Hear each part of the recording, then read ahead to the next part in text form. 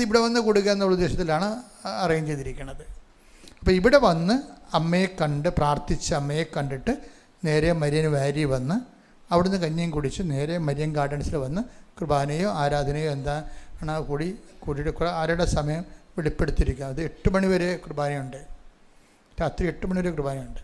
അങ്ങനെയാണ് അറേഞ്ച് ചെയ്തിരിക്കുന്നത്. 8 മണിക്കത്തേക്ക് കുർബാന ചിലപ്പോൾ ഇവിടെ ആയിരിക്കും. അത് ആ സമയത്ത് അറിയാൻ പറ്റത്ത ആൾക്കാർ വരുന്നു പോകുന്നു. ചില സമയത്ത് ആൾക്കാർ നേരത്തെ വന്ന് പോകുമായിരിക്കും. വന്ന് പോകുന്ന കാരണം പിന്നെ ഒരിക്കലും റോഡൊന്നും ക്രോസ് ചെയ്യാത്ത രീതിയിൽ തന്നെ നിങ്ങൾ വണ്ടിയൊക്കെ ഇടണം, റോഡ് ക്രോസ് ചെയ്യാതിരിക്കാൻ.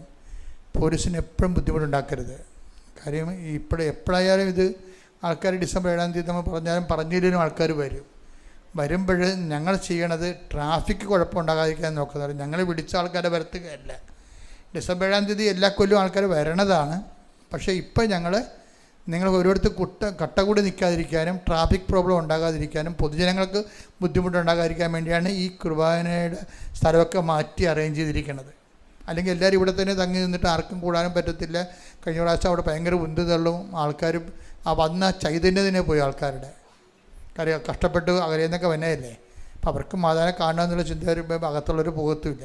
ഇപ്രാവശ്യം ആരെയും ഇവിടെ ഇരുത്തത്തൊന്നുമില്ല കേട്ടോ, അത് ഓർത്തേക്കണം. ആരും ഇവിടെ ഇരിക്കാൻ നോക്കരുത്. വന്ന് ആ 1 മിനിറ്റ് കൊണ്ട് ആൾ പുറത്ത് പോയേക്കണം. അപ്പം നിങ്ങൾ നേരത്തെ പ്രാർത്ഥിച്ച് ഒരുങ്ങി വേണം വന്ന് 2 കൈ അമ്മയെടുത്ത് വെച്ച് പ്രാർത്ഥിച്ചിട്ട് നേരെ ഇറങ്ങി ഇതിലേക്കൂടെ ഇറങ്ങിയിട്ട് തെക്കേ വാതിക്കൽ കൂടി നമ്മൾ പുറത്തേക്ക് പോയിട്ട് നേരെ മരിയൻ വാരിയിലേക്ക് പോകുന്നു. കൃപാസനത്തിൽ എല്ലാ ദിവസവും മരിയൻ ഉടമ്പടി എടുക്കാനും പുതുക്കാനുമുള്ള അവസരം ഉണ്ടായിരിക്കുന്നതാണ്.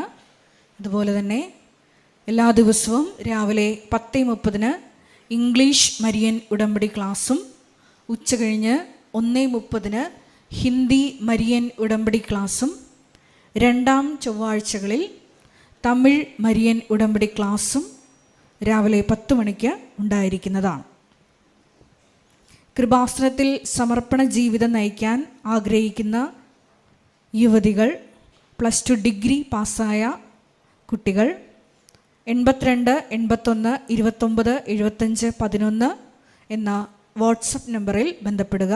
അതുമല്ലെങ്കിൽ apparitionmissionaries@gmail.com എന്ന ഇമെയിൽ അഡ്രസ്സിൽ കോൺടാക്റ്റ് ചെയ്യുക. കൃപാസനം പത്രം 23 ഭാഷകളിൽ ലഭ്യമാണ്. നിങ്ങൾ ആയിരിക്കുന്ന ഇടങ്ങളിൽ ഏത് ഭാഷ കൊടുത്താൽ ദൈവജനത്തിന് ഏറ്റവും പ്രയോജനകരമാകും എന്നുള്ള ഭാഷകളാണ് ഉടമ്പടി എടുക്കുന്ന സഹോദരങ്ങൾ വാങ്ങിച്ചുകൊണ്ട് പോകേണ്ടത് എന്നുള്ള കാര്യം സ്നേഹപൂർവ്വം ഓർമ്മപ്പെടുത്തുന്നു.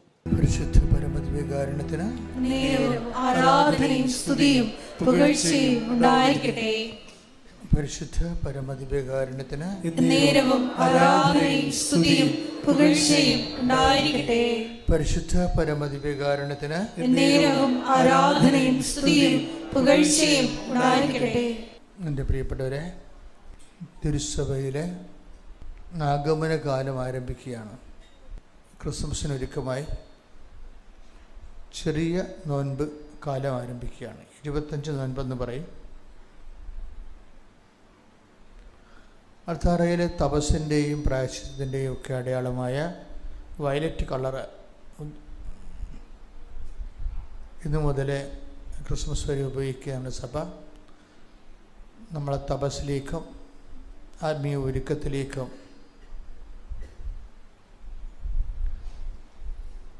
കാലത്തിൻ്റെ സൂചനയാണ്. പ്രത്യേക നിറഭേദങ്ങളിലൂടെ നമ്മളെ വെളിപ്പെടുത്തുന്നത്. ഇത് അനുഗ്രഹത്തിൻ്റെ ഒരു വസന്തകാലമാണ്.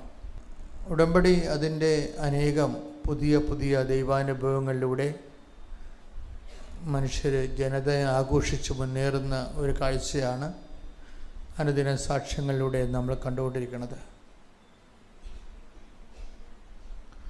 ഓരോ സാക്ഷ്യങ്ങൾ ഓരോ വ്യക്തിയുടെ കപ്പാസിറ്റി അനുസരിച്ചാണ് സാക്ഷ്യങ്ങളുടെ സാധ്യത വെളിവാകുന്നത്.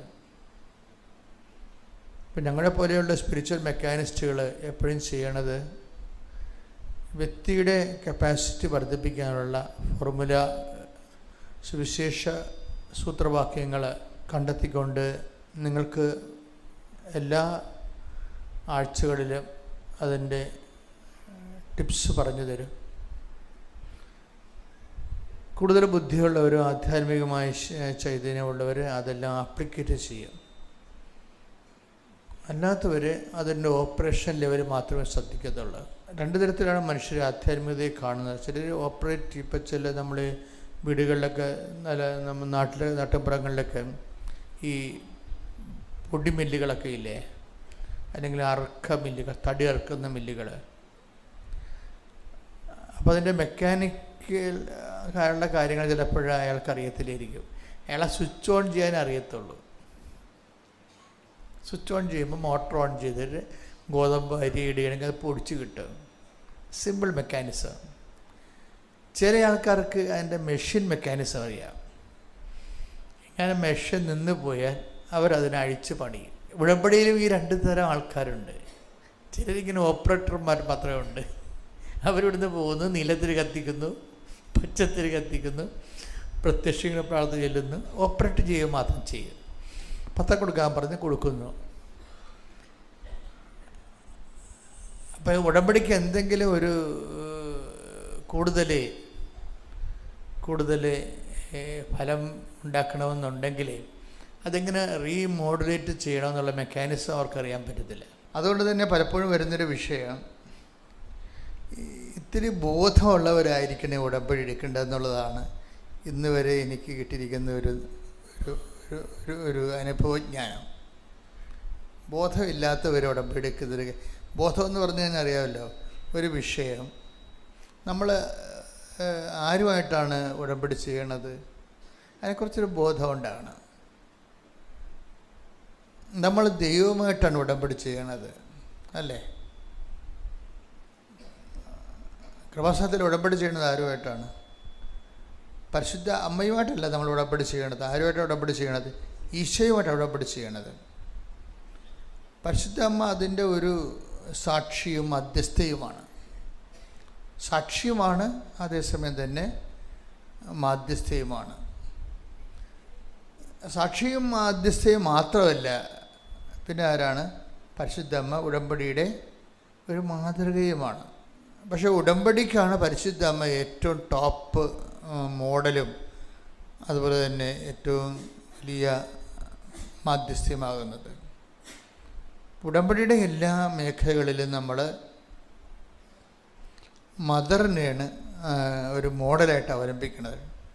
പക്ഷെ മദറിനൊരു പ്രശ്നമുണ്ട്. നമ്മളും തമ്മിൽ ചെറിയൊരു പ്രോബ്ലം ഉണ്ട് മദറുമായിട്ട്. മദറിന് തെറ്റുകൾ സംഭവിക്കാത്ത കാരണം നമ്മളും മദറും തമ്മിലൊരു വ്യത്യാസം അതാണ്. മദറിന് ചില കാര്യങ്ങൾ, മദറിന് തെറ്റ് സംഭവിക്കാത്ത കാരണം തിരുത്തേണ്ടി വരുന്നില്ല. നമ്മൾക്ക് തെറ്റ് സംഭവിക്കുന്ന കാരണം തിരുത്തേണ്ടി വരുന്നു. ആ ഒരു വിഷയമുണ്ട്. എനിക്ക് ഇത്രയും നാളായിട്ട് മനസ്സിലായത് അതാണ്. മദറിനെ മോഡലാക്കുമ്പോൾ ഉണ്ടാകുന്ന ഒരു ആധ്യാത്മികമായ ഒരു ചെറിയ ശ്രദ്ധ വേണ്ടത്, മദറിന് തെറ്റ് സംഭവിക്കത്തില്ല, അതുകൊണ്ട് അവർക്ക് അമ്മയ്ക്ക് തിരുത്തേണ്ടി വരുന്നില്ല.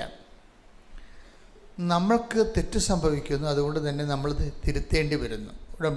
ഉടമ്പടി തിരുത്തേണ്ടി വരുന്ന ഒരു വിഷയം ഇന്നലെ മുതൽ തന്നെ പുതിയ സന്ദേശങ്ങൾ വരാൻ തുടങ്ങിയിട്ടുണ്ട്. കാര്യം ആഗമന കാലവുമായിട്ട് ബന്ധപ്പെട്ട് പുതിയ സന്ദേശങ്ങൾ വരാൻ തുടങ്ങി. ഞാൻ ശ്രദ്ധിച്ചിട്ട് ഞാൻ ഇന്നലെ കുർബാനയ്ക്ക് കിട്ടിയ സന്ദേശങ്ങളെല്ലാം എൻ്റെ നോട്ട് ബുക്കെ കൊണ്ട് ഞാൻ എഴുതി 1.5 പേജോളം ഉണ്ട്. ഇന്നലെ തൊട്ട് സന്ദേശം വരാൻ തുടങ്ങി ആഗമന കാലത്തിൻ്റെ. ഉടമ്പടിയിൽ എന്തെങ്കിലും ഇപ്പം മദറിനെ സംബന്ധിച്ചിടത്തോളം മദറിനെ ഒരു മോഡലാക്കുമ്പോൾ നമുക്ക് ചില കാര്യങ്ങൾക്ക് മദർ നമുക്ക് മോഡലാകാൻ പറ്റത്തില്ല. അതിന് കാരണം എന്താണ്? മദർ ഉടമ്പടിയിൽ ഒരിക്കലും തെറ്റ് ചെയ്യുന്നില്ല, തെറ്റ് വരത്തില്ല അവർക്ക് ജീവിതത്തിൽ. അതുകൊണ്ട് അവർക്ക് തിരുത്തേണ്ടി വരത്തില്ല. നമുക്കങ്ങനെയല്ല. നമുക്ക് ഉടമ്പടി ചിലപ്പോൾ തെറ്റ് വരും, ചിന്താക്കുഴപ്പമുണ്ടാവും. അതുകൊണ്ട് ചിലപ്പോൾ നമ്മൾ മുന്നോട്ടടിക്കുമോ, ശരിയാകുമോ ശരിയാകത്തില്ലയോ. ചില ആരും വിചാരിക്കും ഞാൻ ഉടമ്പടി ഉഴപ്പിപ്പോയില്ല, ഇനി ദൈവം എന്നെ അനുഗ്രഹിക്കുമോ. അപ്പോഴുള്ള അനുഗ്രഹത്തിലുള്ള കോൺഫിഡൻസ് ഉടമ്പടി ചിലർ ഉഴപ്പിക്കഴിയുമ്പോൾ പിന്നെ കുഴപ്പത്തിൽ നെഗറ്റീവ് അടിക്കും അവർ. എന്താ കാര്യം? ഉടമ്പടി അവർ ഉഴപ്പിയെന്ന് അവർക്ക് മനസ്സിലാക്കി കഴിഞ്ഞാൽ പിന്നെ അവർ എന്നാൽ ഇനിയിപ്പോൾ ഉഴപ്പിപ്പോയില്ല, ഇനിയിപ്പോൾ അനുഗ്രഹം കിട്ടത്തില്ലായിരിക്കും, അതുകൊണ്ട് പിന്നെ അവർ ഉഴപ്പും, പിന്നെ അവർ അത് അലംഭാവം കാണിക്കും. ചിലരതിനെ അവർക്ക് മുൻകാല അനുഭവങ്ങളുള്ള കാരണം അവർ കാര്യമില്ല, എൻ്റെ കർത്താവ് എന്നോട് ക്ഷമിക്കും, ഞാനിനി അത് ആവർത്തിക്കത്തില്ല എന്ന് പറഞ്ഞ് സെൽഫ് എടുക്കുക. അവർ തന്നെത്താൻ തന്നെ എടുത്ത് റിപ്പയർ ചെയ്തിട്ട് അവർ മുന്നോട്ട് പോകാതെ.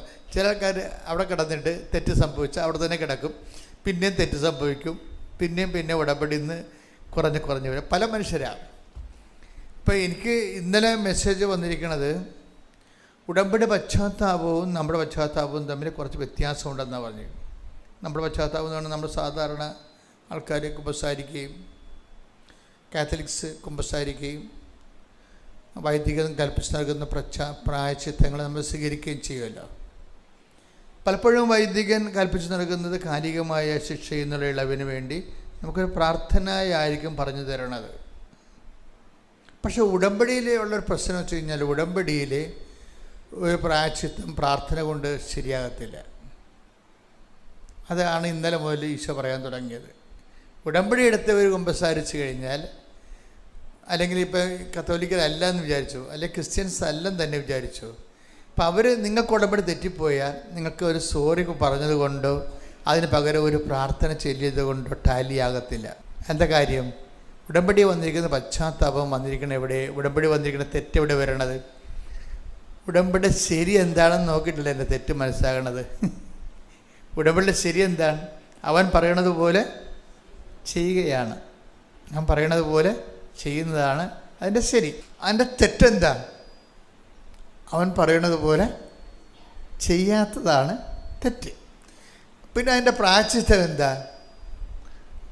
എന്തെങ്കിലും പ്രാർത്ഥന ചെല്ലിയാൽ പറ്റത്തില്ല.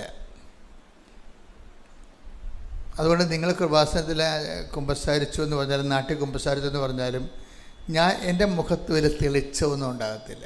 എന്താ കാര്യം? അത് ഉടമ്പടിയിലാണ് അവർക്ക് മിസ്റ്റേക്ക് സംഭവിച്ചിരിക്കുന്നത്. അപ്പോൾ ഇനി തിരുത്തേണ്ടത് എങ്ങനെയാണ്? ഉടമ്പടി ബേസിലാണ് തിരുത്തേണ്ടത്, അല്ലാതെ മൂന്ന് സ്വർഗസ്ഥനായ നിറഞ്ഞ എല്ലാത്തിലല്ലേ തിരുത്തേണ്ടത്. അവൻ പറയണ പോലെ ചെയ്യാത്തതല്ലേ നിങ്ങളുടെ തെറ്റ്. ചെയ്തോളാമെന്നല്ലേ നിങ്ങൾ മാതാവിൻ്റെ മധ്യസ്ഥത്തിൽ ഈശോനോട് പറഞ്ഞിരിക്കുന്നത് അല്ലേ? പിന്നെ ഇപ്പോൾ പ്രായശ്ചിത്തം എന്താ? ആ ചെയ്ത കാര്യങ്ങളെ, ചെയ്യാതിരുന്ന കാര്യങ്ങളെ 3 വട്ടം ചെയ്യണം. അതാണ് പ്രശ്നം. ഉടമ്പടിയുടെ വിഷയം അതാണ്. ചെയ്യാതിരുന്ന കാര്യങ്ങളെ 3 വട്ടം ചെയ്യേണ്ടി വരും. അല്ലാതെ അത് നിങ്ങൾ ചൊല്ലി പ്രായശ്ചിത്തം മേടിക്കാൻ പറ്റത്തില്ല. എന്താണ് ചെയ്യാതിരുന്നത്? ഇപ്പോൾ ആരെങ്കിലും ഉടമ്പടി വീണ് പോയിട്ടുണ്ടെങ്കിൽ, ഇപ്പം നിങ്ങൾ അനാഥാലയത്തിൽ പോയില്ല, അപ്പോൾ ഇനി ഒരു രോഗിയെ കാണുന്നതിന് പകരം 3 രോഗിയെ കാണേണ്ടി വരും സൽപ്രവർത്തികളിൽ. അതുപോലെ തന്നെയാണ് നമ്മൾ മനുഷ്യന്മാർക്ക് നന്മ ചെയ്യുന്ന വിഷയങ്ങൾ ഓരോന്നെടുക്കുമ്പോൾ ചെയ്യാതിരുന്നതിന് ഇരട്ടി ചെയ്യേണ്ടി വരും. അപ്പോഴങ്ങനെ അവൻ പറയണത് പോലെ ചെയ്തു കൊള്ളാമെന്ന് പറയുന്നതിൻ്റെ അകത്ത് വരുന്ന പ്രായശ്ചിത്തങ്ങൾ ചെയ്ത് തന്നെ, അതിൻ്റെ 3 ഇരട്ടി ചെയ്തു തന്നെയാണ് അതിന് റെക്ടിഫിക്കേഷൻ സംഭവിക്കേണ്ടത്. പ്രാർത്ഥിക്കുക. കർത്താവ് ദൈവമേ, ഞങ്ങളുടെ ഉടമ്പടിയിൽ ഞങ്ങള് പ്രത്യേക സാഹചര്യത്താൽ വീണ് പോയിട്ടുണ്ടെങ്കിൽ ആ വീണുപോയ പ്രവർത്തന മേഖലകളെ കുറിച്ച് പശ്ചാത്താപിച്ചുകൊണ്ട് 3 ഇരട്ടി ദൈവസ്നേഹത്തോടെ ആ പ്രവൃത്തികളെ ഏറ്റെടുത്ത് ചെയ്തുകൊണ്ട് ഉടമ്പടിയിലെ ഞങ്ങൾ നിരപ്പായി കൊള്ളാമെന്ന് ഈശോയുടെ തിരുസന്നിധിയിൽ പ്രതിജ്ഞ ചെയ്യുന്നു. ശ്രദ്ധിക്കട്ടെ. ഹല്ലേലൂയ.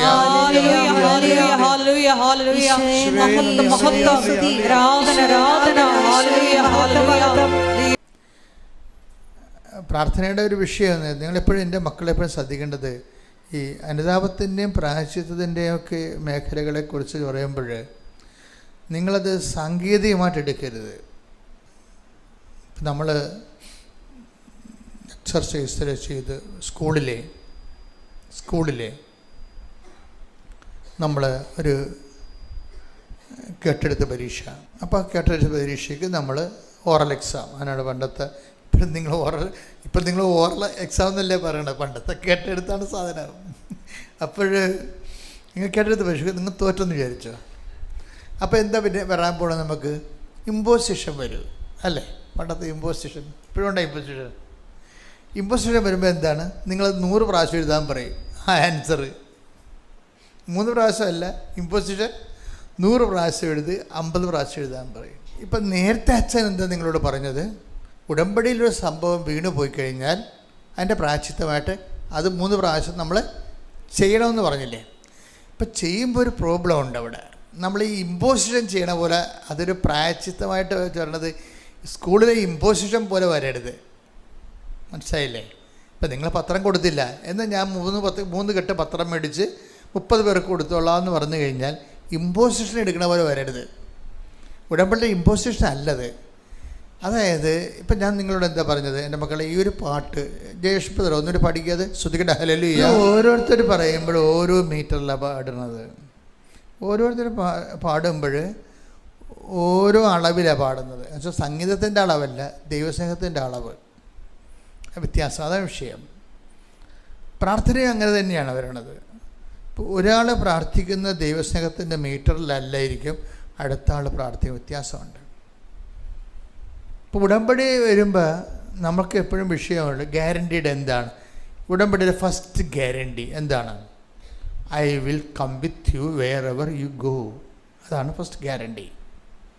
ഇനി നീ ഒറ്റക്കല്ലെന്നാണ് പറയണ ഉടമ്പടി, അല്ലേ? ഉടമ്പടിയുടെ ഫസ്റ്റ് ഗ്യാരണ്ടി എന്താണ്? I will come with you. നീ എന്നോട് ഉടമ്പടിയാണ്. ഇനി എന്താണ്? ഇനി എൻ്റെ ദൈവത്തിൻ്റെ I will come with you wherever you go. നീ എവിടെ പോയാലും നിൻ്റെ കൂടെ ഇണയായി തുണയായി ഞാൻ ഉണ്ടാകും. അതായത് വിഷയം എന്ന് വെച്ച് കഴിഞ്ഞാൽ ഇതിനെക്കുറിച്ച് നമ്മൾ ധ്യാനിക്കണമെങ്കിൽ നമ്മൾ ഞെട്ടിപ്പോകും. ഇപ്പം ഞാൻ തന്നെ ഈ രാവിലെ ഇങ്ങോട്ട് എൻ്റെ മുറിയിൽ മിക്കവാറും തന്നെ ഞാൻ ഈശ്വരമായിട്ട് പലപ്പോഴും സംസാരിച്ചുകൊണ്ടിരിക്കും. പല കാര്യങ്ങൾ, എല്ലാ കാര്യങ്ങളും, എവരിത്തിങ്, നിസ്സാര മൈന്യൂട്ട് കാര്യങ്ങൾ പോലും ഞാൻ പോകുന്ന വഴികളിലും കണ്ടുമുട്ടുന്ന വ്യക്തികളെയും തിരിച്ചു വരുമ്പോഴും അവരെക്കുറിച്ചുള്ള റെഫറൻസും എനിക്ക് തോന്നിയതൊക്കെ ഞാൻ ഈശോയോട് പറയും. അപ്പോൾ അത് എന്തായാലും ഒരു ഇൻട്രാക്ഷനാണത്. നമ്മൾ ദൈവമായിട്ട് ഒരു ഉടമ്പടി ജീവിതമാണ്. അപ്പം നമ്മുടെ മുറികളിലെല്ലാം ഈശോ ഉണ്ടാവും എപ്പോഴും. ഈശോയും അമ്മയും ഉണ്ടാവും. അപ്പം നമ്മളെ സംബന്ധിച്ചിടത്തോളം ആ ഒരു ബോധം നമുക്കുണ്ടാകണം. ഉടമ്പടി പ്രകാരം ദൈവം ഈശോ നമ്മൾ പറഞ്ഞിട്ടുള്ളതാണ്, നീ പോകുന്നിടത്തെല്ലാം എന്നാണ് പറഞ്ഞത്. മനസ്സിലായില്ലേ? നീ പോകുന്നിടത്തെല്ലാം ഭയങ്കര വാക്കാണതേ. നീ പോകുന്നിടത്തെല്ലാം എവിടെ പോയാലും ഞാൻ നിൻ്റെ കൂടെ ഉണ്ടാകും. അങ്ങനെ ആർക്കും ഗ്യാരണ്ടി ചെയ്യാം? നമ്മുടെ മക്കളോ ഭർത്താവോ ഭാര്യയോ, നോബഡി ക്യാൻ ഗ്യാരണ്ടി. ദൈവത്തിന് മാത്രമേ അങ്ങനെ ഗ്യാരണ്ടി ചെയ്യാൻ പറ്റത്തുള്ളൂ. വെള്ളത്തിനടിയിൽ പോയാലും അവിടെ ഉണ്ടാകും ദൈവം. അത് നമ്മുടെ ഉടമ്പടിയിലൂടെ, ഉടമ്പടി ചെയ്ത് കഴിയുമ്പോൾ തന്നെ നമുക്കൊരു ബോധം ഉണ്ടാകണം, ഇനി ഞാൻ ഒറ്റക്കല്ല, കർത്താവ് എൻ്റെ കൂടെയുണ്ട്. ഈശോ എപ്പോഴും അപ്പോസ്തലന്മാരോട് പറയുന്ന വാക്കാണ് എന്താണ്? Fear not. ഈശോ പറഞ്ഞത് തന്നെയല്ല, അമ്മയുടെ ആദ്യം വന്ന് മാലാഖ പറഞ്ഞ എന്താണ്? ഫിയർ നോട്ട്, മറിയമേ ഭയപ്പെടേണ്ട, അല്ലേ? ഭയപ്പെടേണ്ട. ഉടമ്പടിയുടെ ആദ്യത്തെ വാക്കതാണ്. നമ്മൾ ദൈവമായിട്ട് ഉടമ്പടിയിലായിക്കഴിഞ്ഞാൽ നമുക്ക് കിട്ടുന്ന ആദ്യത്തെ ഇൻസെൻറ്റീവ് എന്താണ്? ഫിയർ നോട്ട് എന്നാണ്, ഭയപ്പെടേണ്ടെന്ന്.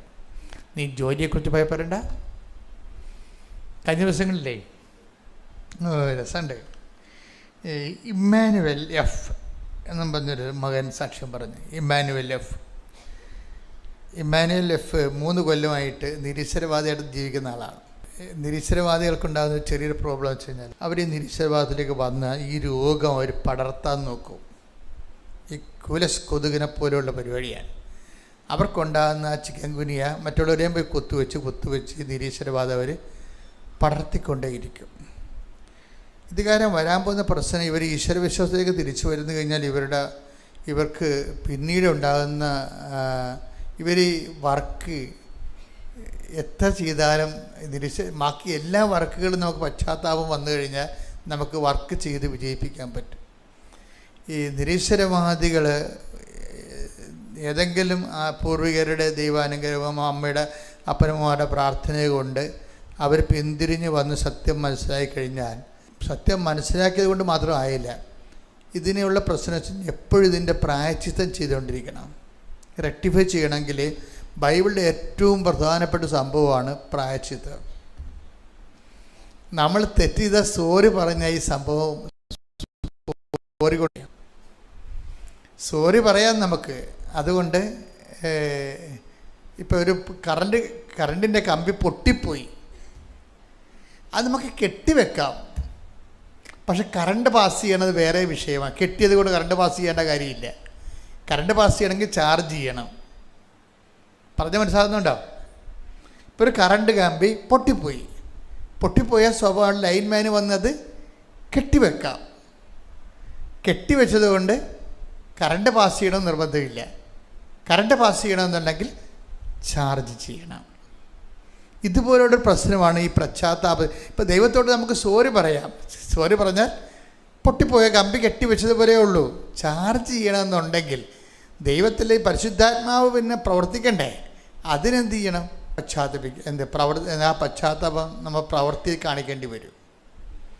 അത് അപ്പം നിങ്ങൾ ഈ പശ്ചാത്താപത്തിൻ്റെ പ്രോബ്ലം, ഇപ്പം മനുഷ്യന്മാർ തമ്മിലുള്ള എല്ലാ വിഷയങ്ങൾക്കും സോറി കേട്ട എൻ്റെ അപ്പുറത്തൊരവസ്ഥയിൽ കള്ളുകുടിയന്മാർ വന്ന് നമ്മളെ തന്തയ്ക്ക് വിളിച്ചിട്ട് പിറ്റേ ദിവസം ഞാൻ പള്ളിയിലൊക്കെ ഇരിക്കുമ്പോൾ എന്തെല്ലാം അവർ സന്ധ്യയ്ക്ക് വന്ന് തെറിയൊക്കെ വിളിക്കും. ആ തന്തക്കും തള്ളക്കും ഒക്കെ വിളിച്ചിട്ട് പോകും. അപ്പോൾ ഞാൻ ചിരിച്ചോണ്ട് അവിടെ ഇരിക്കുള്ളൂ, പ്രശ്നമൊന്നുമില്ല. കാര്യം എനിക്ക് ഇതൊക്കെ നമുക്ക് പ്രതിഷ്ഠയല്ല നമ്മൾ ചില ഇടവകയിലൊക്കെ വരണത്. നല്ല നന്മയുള്ള ഒത്തിരി വിശുദ്ധന്മാരായ മനുഷ്യരുണ്ടാകും, ഇതുപോലെ കുറേ ആൾക്കാരും ഉണ്ടാകും. അവരൊക്കെ വേണം, അത് വ്യത്യാസമാണ് അവരൊക്കെ.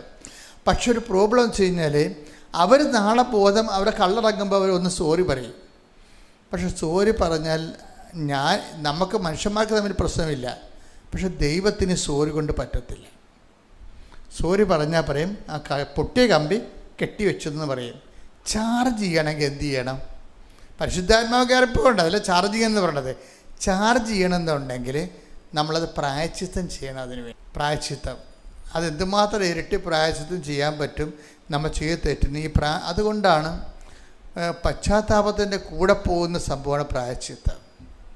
ഇപ്പോൾ ഈ ഇമ്മാനുവൽ എഫ് എന്ന് പറയുന്ന ആൾ പറയണത്, ഞാൻ 3 കൊല്ലം നിരീശ്വരവാദിയായിരുന്നു.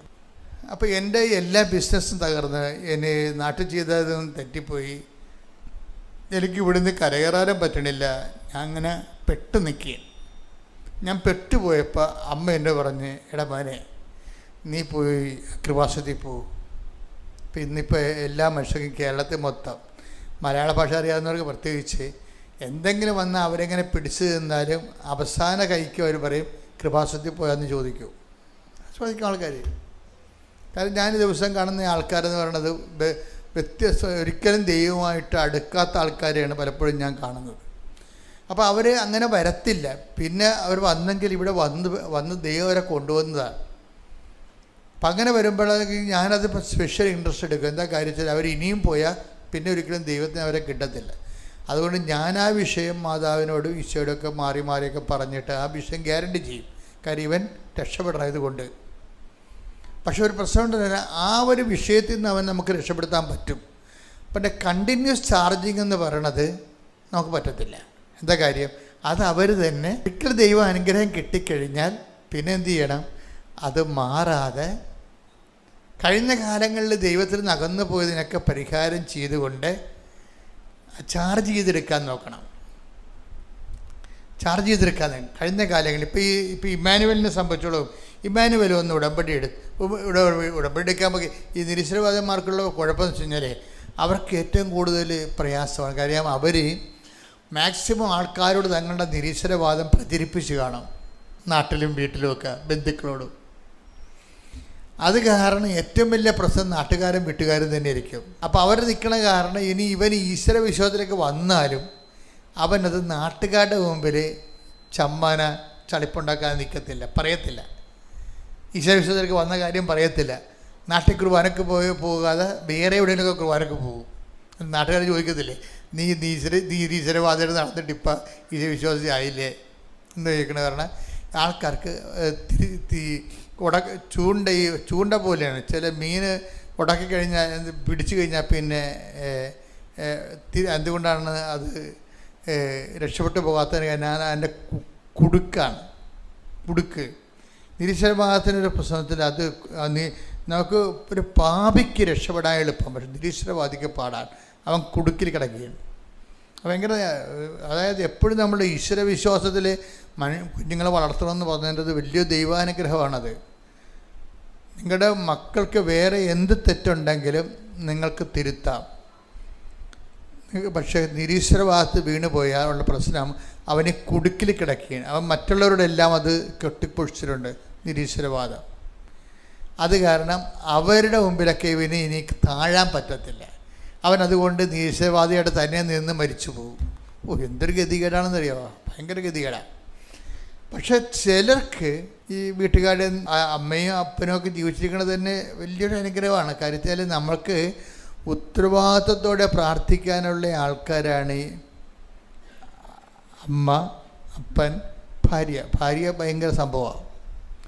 പല ഭർത്താക്കന്മാരും ജീവിച്ചിരിക്കുന്നത് തന്നെ ഭാര്യമാരുടെ പ്രാർത്ഥന കൊണ്ടാണ്. ശരിക്കും അമ്മയുടെ അമ്മയുടെ ഭാര്യയും വേണ്ട ചില സമയത്ത് ഒരേ പങ്കാളിത്തമാണ് ഈ ഒരാളെ വീണുപോയ രക്ഷപ്പെടുത്താനുള്ളത്. അപ്പം അതുകൊണ്ട് തന്നെ അവർ ജീവിച്ചിരിക്കുമ്പോൾ നിങ്ങളെപ്പോഴും മനുഷ്യർ അവരിൽ നിന്ന് കിട്ടുന്ന ജോലിയോ അല്ലെങ്കിൽ അവരിൽ നിന്ന് കിട്ടുന്ന പണമോ ഒക്കെയാണ് ആൾക്കാർ പ്രാധാന്യം കൊടുക്കുന്നത്. ശരിക്കും അതല്ല.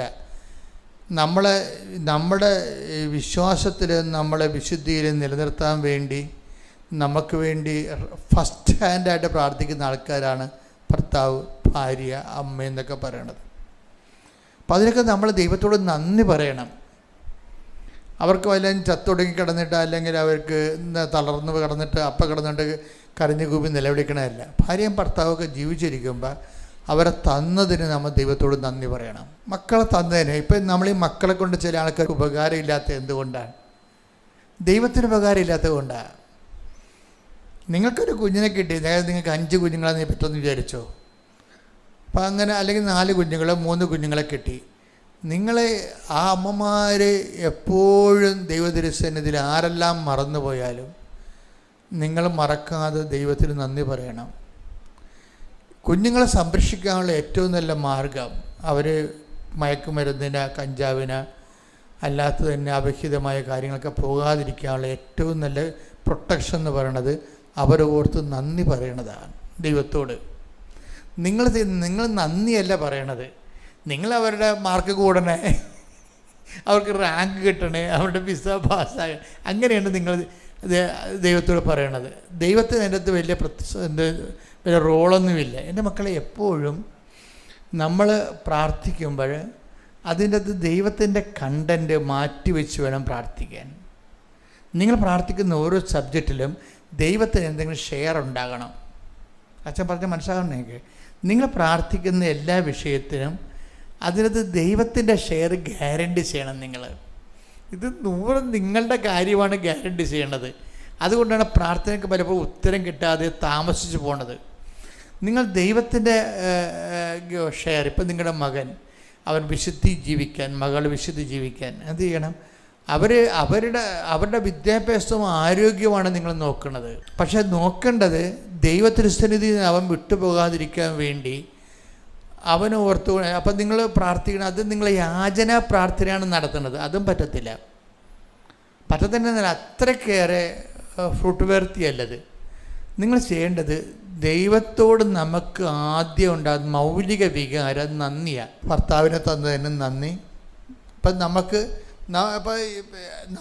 നിങ്ങൾ മറ്റ് ഭർത്താക്കന്മാരെ കമ്പയർ ചെയ്യുന്നത് കൊണ്ടാണ് നിങ്ങളുടെ ഭർത്താക്കന്മാരെ നിങ്ങൾ ഇടിച്ച് കാണുന്നത്. മനസ്സിലായോ? ഇപ്പോൾ ചേച്ചിയുടെ ഭർത്താവ് അല്ലെങ്കിൽ അനിയത്തിയുടെ ഭർത്താവ് എന്നൊക്കെ പറഞ്ഞുകൊണ്ട് നിങ്ങൾ ഈ ബൊമ്മകളെ ഇങ്ങനെ കണ്ടിട്ട് നിങ്ങളുടെ ഭർത്താവിനെ ഇവാലുവേറ്റ് ചെയ്യും. അത് പൊട്ടിപ്പെണ്ണുങ്ങളുടെ മെയിൻ അസുഖമാണത് ശരിക്കും പറഞ്ഞാൽ. അങ്ങനെ ചെയ്തൊരിക്കലും ഈ സന്തുഷ്ടി എന്നും പറഞ്ഞൊരു സംഭവമുണ്ട്, കൃപയുമായി ബന്ധപ്പെട്ട് പോണതാണ്. കല്യാണം കഴിച്ച ആൾക്കാർ ഇപ്പോൾ എൻ്റെ പൗരോഹിത്യത്തിൽ എനിക്കുള്ളത് എന്താണ്? സന്തുഷ്ടിയാണ്. 40-ാം കൊല്ലത്തിലേക്ക് പ്രവേശിക്കുകയാണ്. സന്തുഷ്ടിയാണ്. എന്നാൽ ആവശ്യത്തിന് പല രോഗങ്ങളുണ്ട്. എന്നാലും ഞാൻ എൻ്റെ ജീവിതത്തിൽ ഏറ്റവും കൂടുതൽ സന്തോഷിക്കുന്നൊരു കാലഘട്ടമാണിത്. എൻ്റെ ഒരു 25 കൊല്ലം കഴിഞ്ഞപ്പോൾ തന്നെ 25 കൊല്ലത്തോളം നല്ല ശരിക്കും അത് ഇപ്പോഴെല്ലാം ഇപ്പോൾ എല്ലാ വഴികളെക്കുറിച്ചെല്ലാം കർത്താവ് ഇപ്പോഴല്ലേ വ്യക്തത തന്നിരിക്കണം. പണ്ട് ഞാൻ പ്രവർത്തിച്ച് കൂട്ടുകയായിരുന്നു. ഒത്തിരിയേറെ രാത്രിയും പകലും പ്രവർത്തിച്ച് കൂട്ടുകയായിരുന്നു. ഇപ്പോഴെന്ന് വെച്ച് കഴിഞ്ഞാൽ എന്താണ് ഇൻവെസ്റ്റ് ചെയ്യേണ്ടത്, എവിടെയാണ് പ്രവർത്തനം ഇൻവെസ്റ്റ് ചെയ്യേണ്ടതിനെക്കുറിച്ച് എനിക്ക് വ്യക്തത കിട്ടിയിരിക്കുന്നൊരു കാലമാണ്. അതുകൊണ്ട് ആത്മാക്കൾ വീണ്ടെടുക്കുന്നു, സുവിശേഷം പ്രചരിക്കപ്പെടുന്നു, ജനങ്ങൾ സുവിശേഷ സാക്ഷികളാകുന്നു. ഇപ്പം നമുക്കറിയാം വളരെ കറക്റ്റ് ഇൻവെസ്റ്റ്മെൻറ്റാണ് ഇപ്പം നടക്കുന്നത്. അതുകൊണ്ട് സന്തുഷ്ടിയാണ്. തന്നെ ആധ്യാത്മിക ജീവിതത്തിലെ സന്തുഷ്ടി എന്ന് പറയണത്, അതായത് നിങ്ങൾ കൃപയെന്ന് പറയണില്ലേ, ഇപ്പം കർത്താവ് പറഞ്ഞില്ലേ, അതിനുള്ള കൃപ ലഭിക്കാതെ ആർക്കും ഈ ഉപദേശം സ്വീകരിക്കുക. മത്തായി 19:11 അവൻ പറഞ്ഞു കൃപ ലഭിച്ചവരല്ലാതെ മറ്റാരും ഈ ഉപദേശം ഗ്രഹിക്കുന്നില്ല. പല കാര്യങ്ങളും ഗ്രഹിക്കാൻ നമുക്ക് ചിലത് ബൈബിളിൽ ഒരു മുമ്പോട്ട് പോകുമ്പോൾ പ്രശ്നം ജീവിതം ചില കാര്യങ്ങളെ പ്രശ്നങ്ങളായി വരുന്നത് അത് ഗ്രഹിക്കാൻ നമുക്ക് പറ്റാത്തത് കൊണ്ടാണ്. മനസ്സിലായില്ലേ? ചില കാര്യങ്ങളെ ചില പ്രശ്നങ്ങളായി വരണത് അതിൻ്റെ അകത്തുള്ള ദൈവഹിതം ഗ്രഹിക്കാൻ നമുക്ക് അഭിഷേകമില്ലാത്തത് കൊണ്ടാണ്. അപ്പോൾ പ്രശ്നം എന്താ? പ്രശ്നമല്ല പ്രശ്നം അഭിഷേകം ഇല്ലാത്തതാണ്. ഗോഡ് മീ, മനസ്സിലായില്ലേ? ചില കാര്യങ്ങൾ നമുക്ക് ഗ്രഹിക്കാൻ പറ്റാതെ വരണത്. അപ്പോൾ ഇത് പറയാൻ കാര്യം എന്നറിയാമോ? മത്തായി 19:10 കണ്ടില്ലേ? എന്താ പറയണത്? ശിഷ്യന്മാർ അവനോട് പറഞ്ഞു ഭാര്യാഭർത്തൃബന്ധം ഇത്തരത്തിലുള്ളതാണെങ്കിൽ വിവാഹം കഴിക്കാതിരിക്കുന്നതല്ലേ നല്ലത്. അപ്പൊ ഇവരെന്ത് വിചാരിച്ചു? ഒരു കാര്യം പ്രശ്നമാണെങ്കിലേ അത് ചെയ്യാതിരിക്കണതല്ലേ നല്ലതെന്നുള്ളതാണ് അപ്പോസ്തലന്മാരുടെ ഒരു സമീപനം. അത് ഹെൽത്തി ആയിട്ടുള്ളൊരു സമീപനമല്ല. ഒരു കാര്യം നമുക്ക് ബുദ്ധിമുട്ടാണെങ്കിലേ അത് ചെയ്യാതിരിക്കണതല്ലേ നല്ലതെന്നുള്ളതാണ് അപ്പോസ്തലന്മാരുടെ നിലപാട്. അപ്പോൾ ഈശോ പറഞ്ഞു അങ്ങനെ ചെയ്യാതിരിക്കണമല്ല, ചെയ്യുന്നത് തന്നെയാണ് നല്ലത്. പക്ഷെ എന്ത് ചെയ്യണം? അതിനുള്ള അഡീഷണൽ ഗ്രേസ് വാങ്ങിച്ചാൽ മതിയെന്നാണ്. അതാണ് ഈശോ 19:11 പറയണം. ഈശോ പറഞ്ഞു കൃപ ലഭിച്ചവരല്ലാതെ മറ്റാരും ഈ ഉപദേശം ഗ്രഹിക്കുന്നില്ല. Praise the Lord. അപ്പോൾ ഈ വിഷയം എന്താണ്? അപ്പോൾ പ്രശ്നമല്ല പ്രശ്നം, കൃപയാണ് പ്രശ്നം. ഇപ്പം നമ്മൾ ഉടമ്പടി ചെയ്തിരിക്കുന്നത് എന്തിനാണെന്ന് നിങ്ങൾ ചോദിച്ചാൽ നിങ്ങൾ പറയും ജോലി ലഭിക്കാനാണ്, വീട് കിട്ടാനാണ് എന്നൊക്കെ പറയും. ഇതൊക്കെ പറഞ്ഞോ? അതിന് ദൈവം ഒരു സമയം ഫിക്സ് ചെയ്തിട്ടുണ്ടെങ്കിൽ അതുവരെയുള്ള സമയം നിങ്ങൾക്ക് ജീവിക്കണ്ടേ, അല്ലേ? അപ്പോൾ എൻ്റെ മക്കൾ എന്ത് ചെയ്യണം? ഇപ്പോൾ വിസ പ്രോസസ്സിങ്, ഓക്കെ, നിങ്ങൾക്ക് പറ്റുന്നൊരു സമയത്തെക്കുറിച്ച് ദൈവത്തിനൊരു കാഴ്ചപ്പാടുണ്ട്. നിങ്ങൾക്ക് അവിടുത്തെ രാജ്യത്തിൽ വരാൻ പോണ നിയമത്തെക്കുറിച്ച് നിങ്ങൾക്കൊന്നും അറിയത്തില്ലല്ലോ. നിങ്ങൾ വിസയും പ്രോസസ്സ് ചെയ്ത് അവിടെ ചെല്ലുമ്പോൾ പുതിയൊരു നിയമം വന്നെങ്കിൽ കൊടുത്ത കാശും പോവും, എല്ലാം പോവും, തിരിച്ചു പോരേണ്ടി വരും. അപ്പോൾ അതുകൊണ്ട് കർത്താവിന് ഭൂതവും ഭാവിയും എല്ലാം അറിയാവുന്ന കാരണം നിങ്ങളുടെ ഒരു നന്മയുടെ ഒരു കാലഘട്ടം കർത്താവിനറിയാം. പക്ഷെ നിങ്ങൾക്ക് ആ കാലം അറിയാത്തത് കൊണ്ട് നിങ്ങൾ എന്ത് ചെയ്യും? അയ്യോ, ഞാൻ ഉടമ്പടി എടുത്തല്ലോ, എന്നിട്ട് നടന്നില്ലോ, താമസിച്ചല്ലോ, ഞാൻ എന്ത് ചെയ്യും എന്ന് പറഞ്ഞുകൊണ്ട് അങ്കലാപ്പ് കൊള്ളും. ഈ അങ്കലാപ്പിൻ്റെ പാക്കേജാണ് കൃപയിൽ വരണത്. കർത്താവിൻ്റെ കാലത്തോടും മനസ്സമാധാനത്തോടെയും സന്തുഷ്ടിയോടെ ജീവിക്കാൻ വേണ്ടി ആണ് കൃപ നമുക്ക് തരണത്. അല്ലാതെ അത് കിട്ടാൻ വേണ്ടി മാത്രമല്ല. ഇപ്പം മക്കളുടെ കാര്യം തന്നെ എടുത്തോ, കല്യാണത്തിൻ്റെ കാര്യം തന്നെ എടുത്തോ. അപ്പോൾ കല്യാണത്തിൻ്റെ കാര്യം നിങ്ങൾക്ക് മക്കളെ കിട്ടണമെങ്കിൽ ഇപ്പോൾ ചിലർക്ക്, ഇപ്പോൾ കഴിഞ്ഞ ദിവസം ഒരു സാക്ഷ്യം ഞാൻ കണ്ടത് എനിക്ക് ഞെട്ടിപ്പോയി. അവർക്ക് 7 കൊല്ലം മക്കളില്ല. 7 കൊല്ലം മക്കളില്ല. അവർ മരുന്ന് നിർത്തി. കാര്യം മരുന്ന് കഴിച്ചിട്ട് കാര്യമില്ലെന്ന് ഡോക്ടർമാർ തന്നെ പറഞ്ഞു. ഇപ്പോൾ ജനറ്റിക്കൽ ട്രബിളാണ്. പക്ഷേ ജനറ്റിക്കൽ ട്രബിൾ എന്ന് പറഞ്ഞാൽ ഉടമ്പടിയിലാകുന്നു പറഞ്ഞിട്ട് കാര്യമൊന്നുമില്ല. ഉടമ്പടി നമ്മുടെ മെറിറ്റിലല്ല വർക്ക് ചെയ്യണത്, ബട്ട് ബൈ ഗ്രേസിലാണ് വർക്ക് ചെയ്യണത്. അപ്പോൾ ഉടമ്പടി എടുത്തു കഴിഞ്ഞപ്പോൾ എന്ത് പറ്റി? ആ ആഴ്ചത്തെ നമ്മൾ പ്രഗ്നൻ്റ് ആകുകയും ജനിച്ചപ്പോൾ 3 കുഞ്ഞുങ്ങളാണ് ജനിച്ചിരിക്കുന്നത്. 7 കൊല്ലത്തെ മുഴുവനും തന്നിരിക്കുകയാണ്. 7 കൊല്ലം കൊണ്ട് 3 കുഞ്ഞുങ്ങൾ ജനിക്കാവുന്നതാണ് സാധ്യത, അല്ലേ? ഒരു 3 കുഞ്ഞുങ്ങൾ ജനിപ്പിക്കണമെങ്കിൽ 7 കൊല്ലം വേണ്ടേ? അപ്പോൾ ആ 7 കൊല്ലം കൂടി കർത്താവ് ഒറ്റത്തവണ തീർപ്പാക്കിയിരിക്കുകയാണ്. ആ പാർട്ടിക്കാരന് ആ ബോധമൊന്നും ഇല്ലാതെ സാക്ഷ്യം പറയണത്. ദൈവം എന്ന് വെച്ച് കഴിഞ്ഞാൽ ആ 3 ആശുപത്രി കഷ്ടപ്പാട് 3 കൊല്ലം ചുവന്നുകൊണ്ട് നടക്കുന്നത്, 3 പ്രാവശ്യമായിട്ട് ചുവന്നുകൊണ്ട് നടക്കുന്നത് കർത്താവ് കുറച്ച് ഷോർട്ട് ചെയ്ത്, ടൈം മാത്രമല്ല ഷോർട്ട് ചെയ്തിരിക്കണത്, കഷ്ടപ്പാടും ഷോർട്ട് ചെയ്തിരിക്കുകയാണ് അവിടെ. ടൈം മാത്രമല്ല ഷോർട്ട് ചെയ്തിരിക്കുന്നത്, കാര്യം ഇത് ഈ 10 മാസം ചുവന്നു നടക്കണ്ടേ.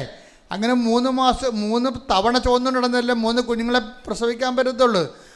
അതിൻ്റെ എല്ലാം കൂടി ഒറ്റ തവണ തീർപ്പാക്കി. അപ്പോൾ ദൈവത്തിന് വേണമെങ്കിൽ എന്തും ചെയ്യാൻ പറ്റും, എന്തും ചെയ്യാൻ പറ്റും. നമ്മുടെ മുമ്പിലെ കാണിക്കുന്ന സാക്ഷ്യമാണത്. വെച്ചാൽ ആ സാക്ഷ്യം അവർക്ക് മാത്രമുള്ളതല്ല, നമുക്കെല്ലാം ഉള്ള സാക്ഷ്യമാണ്.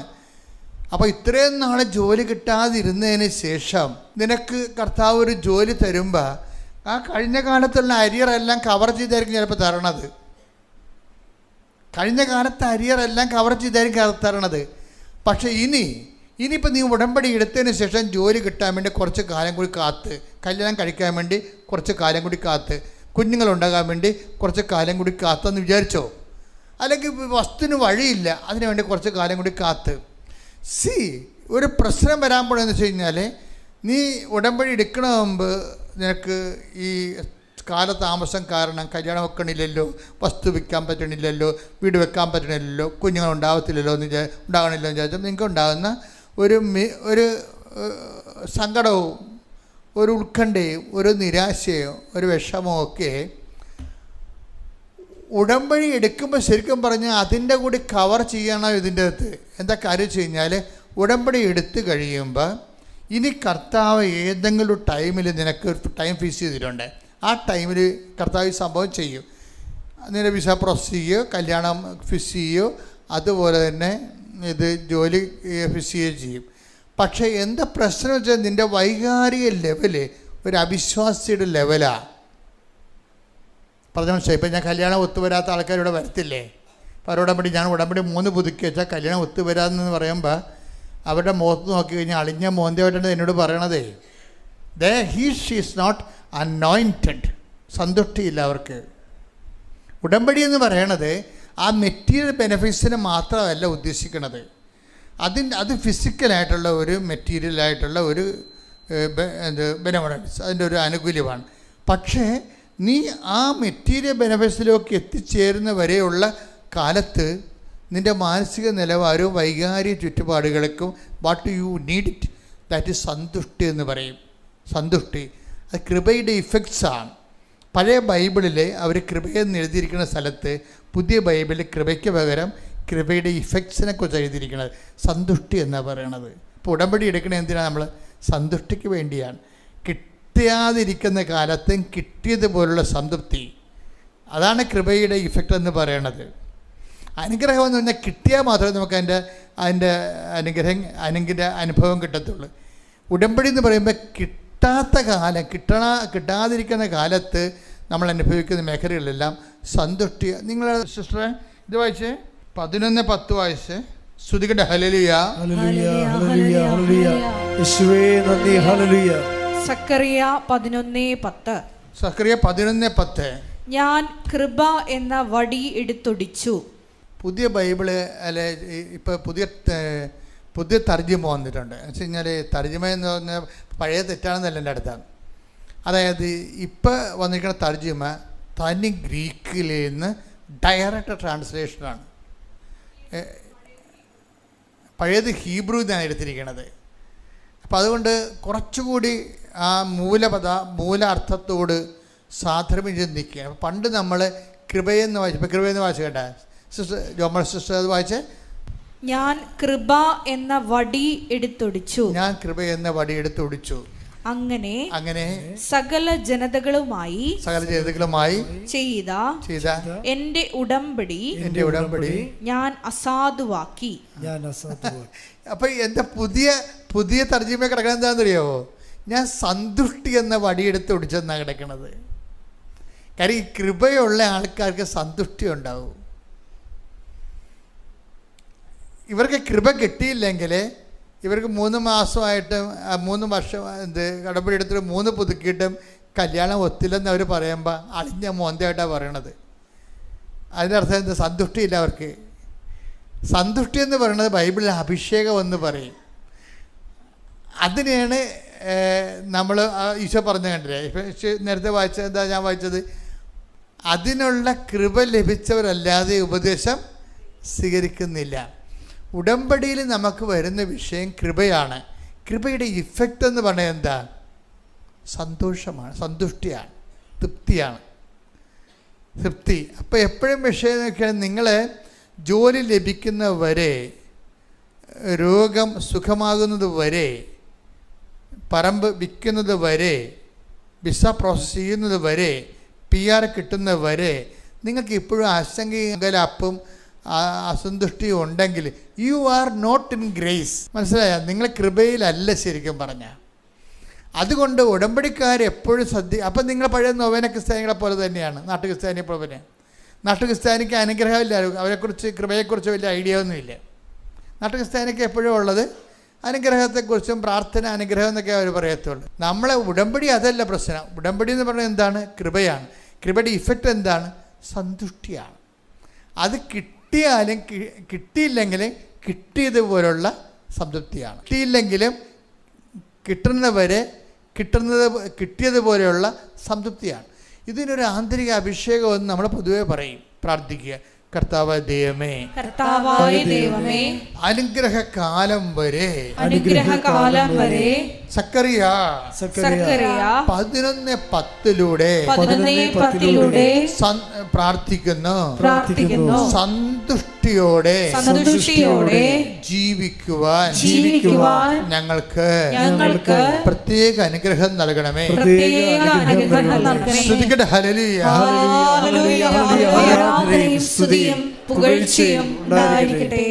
എൻ്റെ പ്രിയപ്പെട്ടവരെ, ഈ സന്തുഷ്ടി എന്ന് പറയുന്ന കൃപയുടെ ഇഫക്ട്സ് നമുക്ക് അവകാശമാക്കാൻ വേണ്ടിയുള്ള എളുപ്പ വഴി എന്താണെന്നറിയാമോ? അതിന് നിങ്ങൾ ഉടമ്പടി എടുത്തു കഴിയുമ്പോൾ ഇത് കർത്താവുമായിട്ട് അതിൻ്റെ കല്യാണം കഴിച്ച പോലുള്ള ബന്ധമാണ്. അല്ലെങ്കിൽ കർത്താവുമായിട്ട് ഈ ഭൂമിയിൽ ഏറ്റവും സാധ്യമായ ഒരു റിലേഷനിലേക്ക് വരികയാണ്. നിങ്ങൾ എന്തിനാണ് ഉടമ്പടി എടുക്കുന്നത്? അപ്പോൾ ഫസ്റ്റ് പ്രയോറിറ്റി എന്തിനാണ്? ദൈവത്തെ സ്നേഹിക്കാൻ, സ്നേഹത്തിൽ വളരാൻ. സിമ്പിളല്ലേ? അല്ല ജോലി കിട്ടാനാണ്, വീട് വെക്കാനാണ്, ഭർത്താവിൻ്റെ കുടിമാറാണെന്ന്. You should not talk. This is not our subject. അത് നമ്മുടെ സബ്ജക്റ്റേ അല്ല. അത് ആരുടെ സബ്ജക്റ്റാണത്? കർത്താവിൻ്റെ സബ്ജക്റ്റാണ്. നിങ്ങൾ ഉടമ്പടി വെച്ച വിഷയങ്ങൾ ഇനി നമ്മുടെ സബ്ജക്റ്റ് അല്ല. ആരുടെ സബ്ജക്റ്റാണത്? കർത്താവിൻ്റെ സബ്ജക്റ്റാണ്. എൻ്റെ മക്കൾക്ക് ജോലി കിട്ടണത്, നിൻ്റെ മകൻ ജയിലിലാണെങ്കിൽ അവനെ ഇറക്കിക്കൊണ്ട് പോകണമല്ല നമ്മുടെ സബ്ജക്റ്റ് അല്ല. ഇനി ഉടമ്പടി ആയിക്കഴിഞ്ഞാൽ അത് ഫുൾ ആൻഡ് ഫുൾ കർത്താവിൻ്റെ സബ്ജക്റ്റാണ്. നിങ്ങൾ അതിനെക്കുറിച്ച് വേവലാതെ ഇത് ഇവിടെ എഴുതിയിട്ടും തലയിൽ അത് ചുവന്നു നടക്കരുത്. മറിച്ച് നമ്മുടെ സബ്ജക്റ്റ് എന്താണ്, എന്തിനാണ് ഉടമ്പടി ചെയ്യുന്നത് പറയുമ്പോൾ നിങ്ങൾ പറയും അത് ജോലിയില്ലല്ലോ അതുകൊണ്ടാണ് ഉടമ്പടി ചെയ്തത്. അങ്ങനെ പറയരുത്. നിങ്ങളുടെ നാട്ടിൽ നിങ്ങളോട് ചോദിക്കുകയെ എന്തിനാണ് ഉടമ്പടി ചെയ്തത്? അല്ലേ പുള്ളിക്കാരൻ വെള്ളത്തിൽ ഇപ്പം കുളിക്കല്ലേ, ജീവിതം പൊറുതി പൊട്ടിയിട്ടാണ് ഉടമ്പടി ചെയ്യുക. അങ്ങനെ പറയരുത്. നിങ്ങളെന്താ പറയേണ്ടത്? എന്തിനാണ് ഉടമ്പടി ചെയ്തത്? ദൈവത്തെ സ്നേഹിക്കാൻ, സ്നേഹത്തിൽ നിലനിൽക്കാൻ.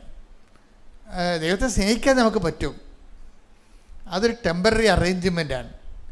പക്ഷെ അത് എപ്പോഴും അതിങ്ങനെ ദൈവം അത് പരിഗണിക്കത്തില്ല. നമ്മുടെ ഒരു സ്നേഹത്തിൻ്റെ ഒരു കുഴപ്പമെന്ന് വെച്ച് കഴിഞ്ഞാൽ നിങ്ങൾ ദൈവത്തെ സ്നേഹിക്കുന്നുണ്ട്, പക്ഷെ ദൈവം അത് രജിസ്റ്റർ ചെയ്യുന്നില്ല. അതിൻ്റെ കാരണം വെച്ച് കഴിഞ്ഞാൽ എൻ്റെ ഒരു കുഴപ്പമുള്ളതെന്ന് വെച്ചാൽ സ്നേഹത്തിൽ നിലനിൽക്കുക എന്നുള്ള ഒരു പ്രോസസ്സുണ്ട്. അത് ദൈവത്തിന് നിലനിൽക്കത്തില്ല എന്ന് തോന്നിക്കഴിഞ്ഞാൽ പിന്നെ ദൈവം അത് രജിസ്റ്റർ ചെയ്യത്തില്ല. അതൊരു അപകടമാണ്. പലർക്കും വരുന്നൊരു അപകടമാണ്. കർത്താവ് പറഞ്ഞിരിക്കുന്ന ഒരു നോട്ടാണത്. നിങ്ങൾ എൻ്റെ സ്നേഹത്തിൽ take the word of God. സ്തുതിക്കട്ടെ. ഹല്ലേലൂയ.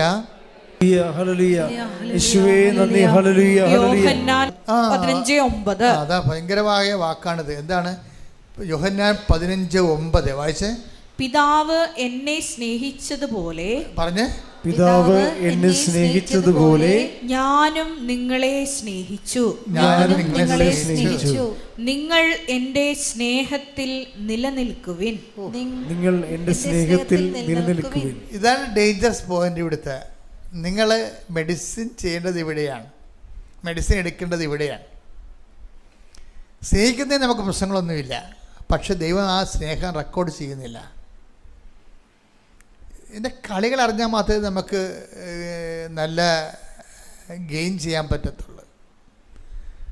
നിങ്ങൾ ടെമ്പററി അറേഞ്ച്മെൻറ്റ്, ഒരു ജോലി വാങ്ങിക്കാനോ അല്ലെങ്കിൽ പറമ്പ് വിൽക്കാനോ ക്ഷീണം മാറാനോ ഉള്ള ടെമ്പററി അറേഞ്ച്മെൻറ്റുമായിട്ടാണ് നിങ്ങൾ വരണത്. അപ്പം തന്നെ ഉടമ്പടിയിൽ രജിസ്റ്റർ ഉണ്ട്. അത് നിങ്ങളെ ഉടമ്പടി ചെയ്തതായിട്ട് ദൈവം രജിസ്റ്റർ ചെയ്യുന്നില്ല. ഇതൊരു വല്ലാത്തൊരു അവസ്ഥയാണ്. കാര്യം നമ്മൾ കഷ്ടപ്പെട്ട് വെളുപ്പിനെ 3 മണിക്ക് എഴുന്നേറ്റ് കണ്ട വണ്ടിയും പിടിച്ച് ഇവിടെ വന്ന് പട്ടിണി നിന്ന് 4 മണിക്കൂർ ക്ലാസ് എടുത്ത് ഇവിടെ ഉടമ്പടി ചെയ്തിട്ട് വീട്ടിൽ പോകുമ്പോൾ ഇന്ന് രജിസ്റ്റർ ചെയ്ത ആൾക്കാരുടെ പേര് വിളിക്കുമ്പോൾ സുശീലിക്കുട്ടി ഇല്ല. കർത്താവ് എൻ്റെ പേര് വിളിച്ചില്ല, ഞാൻ 3 മണിക്ക് എഴുന്നേറ്റ് പിടിക്കുന്നു വരുന്നതാണേ. അവിടെ ബസ് റൂട്ട് പോലും ഇല്ല, ഞങ്ങൾക്ക് അവിടെ ബസ് റൂട്ട് പോലും ഇല്ല. ജീപ്പിന് വെച്ച് എനിക്ക് ജീപ്പിന് 6 പേര് വന്നാൽ മാത്രമേ നമുക്ക് 50 രൂപ കൂടത്തുള്ളവർ.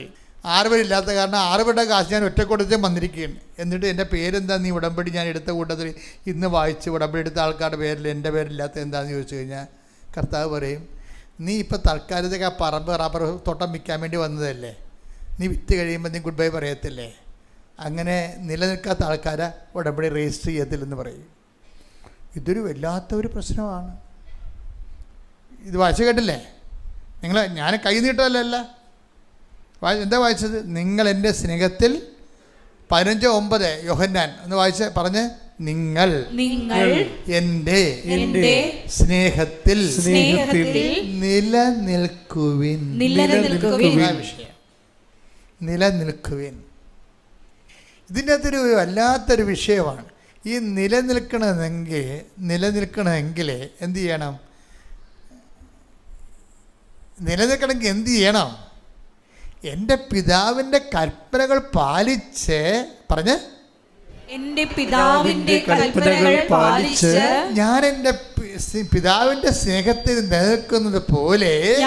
പിതാവിൻ്റെ സ്നേഹത്തിൽ നിലനിൽക്കുന്നത് പോലെ എൻ്റെ കൽപ്പനകൾ പാലിച്ചാൽ നിങ്ങളും എൻ്റെ സ്നേഹത്തിൽ നിലനിൽക്കും. അപ്പൊ സിമ്പിളാണ്, ഈ വിഷയം സിമ്പിളാ. കാര്യം ഈശോ എങ്ങനെ നിലനിന്നെന്ന് പറയുന്നുണ്ട്. അതിൻ്റെ നോ ഹൗ ടെക്നിക്കാലിറ്റി പറയുന്നുണ്ട്. Take the word of God. ശ്രദ്ധിക്കട്ടെ. ഹല്ലേലൂയ.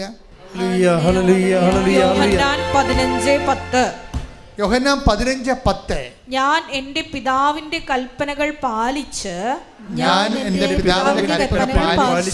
അവിടുത്തെ സ്നേഹത്തിൽ നിലനിൽക്കുന്നത് പോലെ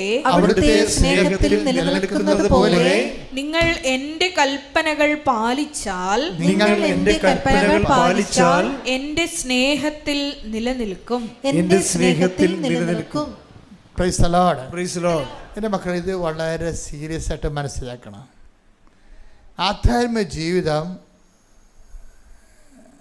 ദൈവസ്നേഹ സഹവസിപ്പ് എന്നാണ് ഈ ആധ്യാത്മിക ജീവിതത്തിൻ്റെ മറുപേരെന്ന് പറയണത്. അത് സിമ്പിളാണ് ശരിക്കും പറഞ്ഞാൽ. എന്ന് വെച്ച് കഴിഞ്ഞാൽ എന്താണ് ഈ ദൈവം ഉദ്ദേശിക്കുന്നത്? ഇത്രയേ ഉള്ളൂ. ടെമ്പററി അറേഞ്ച്മെൻറ്റ് ദൈവം ഉദ്ദേശിക്കണില്ല. ഈ മനുഷ്യന്മാർക്ക് വന്നിരിക്കുന്ന അബദ്ധം അതാണ്. അവരെ ടെമ്പററി അറേഞ്ച്മെൻറ്റേ ഉദ്ദേശിക്കുന്നുള്ളൂ.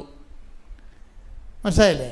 ചില ഇന്നാളുടെ ചേട്ടൻ പറഞ്ഞില്ലേ, ഞാൻ വിചാരിച്ചു 90% പരിപാടിയല്ലേ ഉള്ളെന്ന് ഉടമ്പടിയെ. 90 വന്ന് തല വെക്കരുത് കേട്ടോ. ആലപ്പുഴ 90 900 പരിപാടിയാണിത്. എന്താ പ്രശ്നം വെച്ചാൽ നിങ്ങൾ ആലപ്പുഴ വരുന്നുണ്ടോ, ഉടമ്പടി പുതുക്കുന്നുണ്ടോ, അല്ല പ്രശ്നം. ആലപ്പുഴ വരുന്നത് ഉടമ്പടി പിടിക്കുന്നത് ടെക്നിക്കാലിറ്റി കാര്യമാണ്. അതല്ല, അത് വന്നാലും വന്നില്ലേലും. മറിച്ച് എന്താണ്? ഞാൻ എൻ്റെ പിതാവിൻ്റെ ഞാൻ എൻ്റെ പിതാവിൻ്റെ കൽപ്പനകൾ പാലിച്ച് അവിടുത്തെ സ്നേഹത്തിൽ നിലനിൽക്കുന്നത് പോലെ. അപ്പൊ ക്രിസ്തു എങ്ങനെയാണ് അവിടുത്തെ സ്നേഹത്തിൽ നിലനിൽക്കുന്നത്? എങ്ങനെയാണ് പറഞ്ഞ്? ഈശോ എങ്ങനെയാണ് അവിടുത്തെ സ്നേഹത്തിൽ നിലനിൽക്കുന്നത്? പിതാവിൻ്റെ കൽപ്പനകൾ പാലിച്ചാൽ. അപ്പം പിതാവിൻ്റെ കൽപ്പനകൾ പാലിച്ചാൽ, വചനം പാലിച്ചാൽ എന്ത് സംഭവിക്കും? നമുക്ക് നിലനിൽക്കാൻ പറ്റും. ദൈവസ്നേഹത്തിൽ നിലനിൽക്കാൻ പറ്റും. വചനം ഒന്ന് പ്രാർത്ഥിച്ച്, കർത്താവായ ദൈവമേ, അങ്ങേപ്പോലെ ഞങ്ങളും ദൈവകൽപ്പനകള്, കർത്താവിന്റെ വചനങ്ങള് പാലിച്ച് അങ്ങയുടെ സ്നേഹത്തിൽ നിലനിൽക്കുവാൻ ഞങ്ങൾക്ക് പ്രത്യേക അഭിഷേകം നൽകണമേ. ശ്രദ്ധിക്കട്ടെ. ഹല്ലേലൂയ. ആരാധന ദേവപിതാവേ നന്ദി, ദേവപിതാവേ മഹത്വം, ദേവപിതാവേ ആരാധന. ഹല്ലേലൂയ, ഹല്ലേലൂയ, ഹല്ലേലൂയ. മഹത്വം, മഹത്വം, ആരാധന. ഞാൻ എൻ്റെ പിതാവിൻ്റെ കൽപ്പനകൾ പാലിച്ച് അവരുടെ സ്നേഹത്തിൽ നിലനിൽക്കുന്ന പോലെ എൻ്റെ കൽപ്പനകൾ പാലിച്ചാൽ നിങ്ങളും എൻ്റെ സ്നേഹത്തിൽ നിലനിൽക്കും. പക്ഷേ അവിടെ പ്രശ്നം വെച്ചാൽ എങ്ങനെയാണ് കൽപ്പനകൾ പാലിക്കണത്? കൽപ്പനകളല്ല പ്രശ്നം ഇവിടെ. നിങ്ങൾ സാങ്കേതികമായിട്ട് കുറേ കൽപ്പന പാലിച്ചാൽ പറ്റത്തില്ല. എങ്ങനെയാണ്? ഈശോ പറഞ്ഞത് എന്താണ്? എന്നെ സ്നേഹിക്കുന്നവർ എൻ്റെ കൽപ്പനകളെ. അപ്പോൾ കൽപ്പനകൾക്കല്ല പ്രാധാന്യം അവിടെ. പിന്നെയും മാറിക്കണ കാര്യം ടെസ്റ്റ് ചെയ്യണം. Take the bread of God. ശ്രദ്ധിക്കട്ടെ. ഹല്ലേലൂയ, ഹല്ലേലൂയ, ഹല്ലേലൂയ, ഹല്ലേലൂയ. യേശുവേ നന്ദി. ഹല്ലേലൂയ, ഹല്ലേലൂയ. യേശുവേ ആരാധന, ആരാധന, ആരാധന. ഹല്ലേലൂയ, ഹല്ലേലൂയ, ഹല്ലേലൂയ. ആരാധന, ആരാധന. യേശുവേ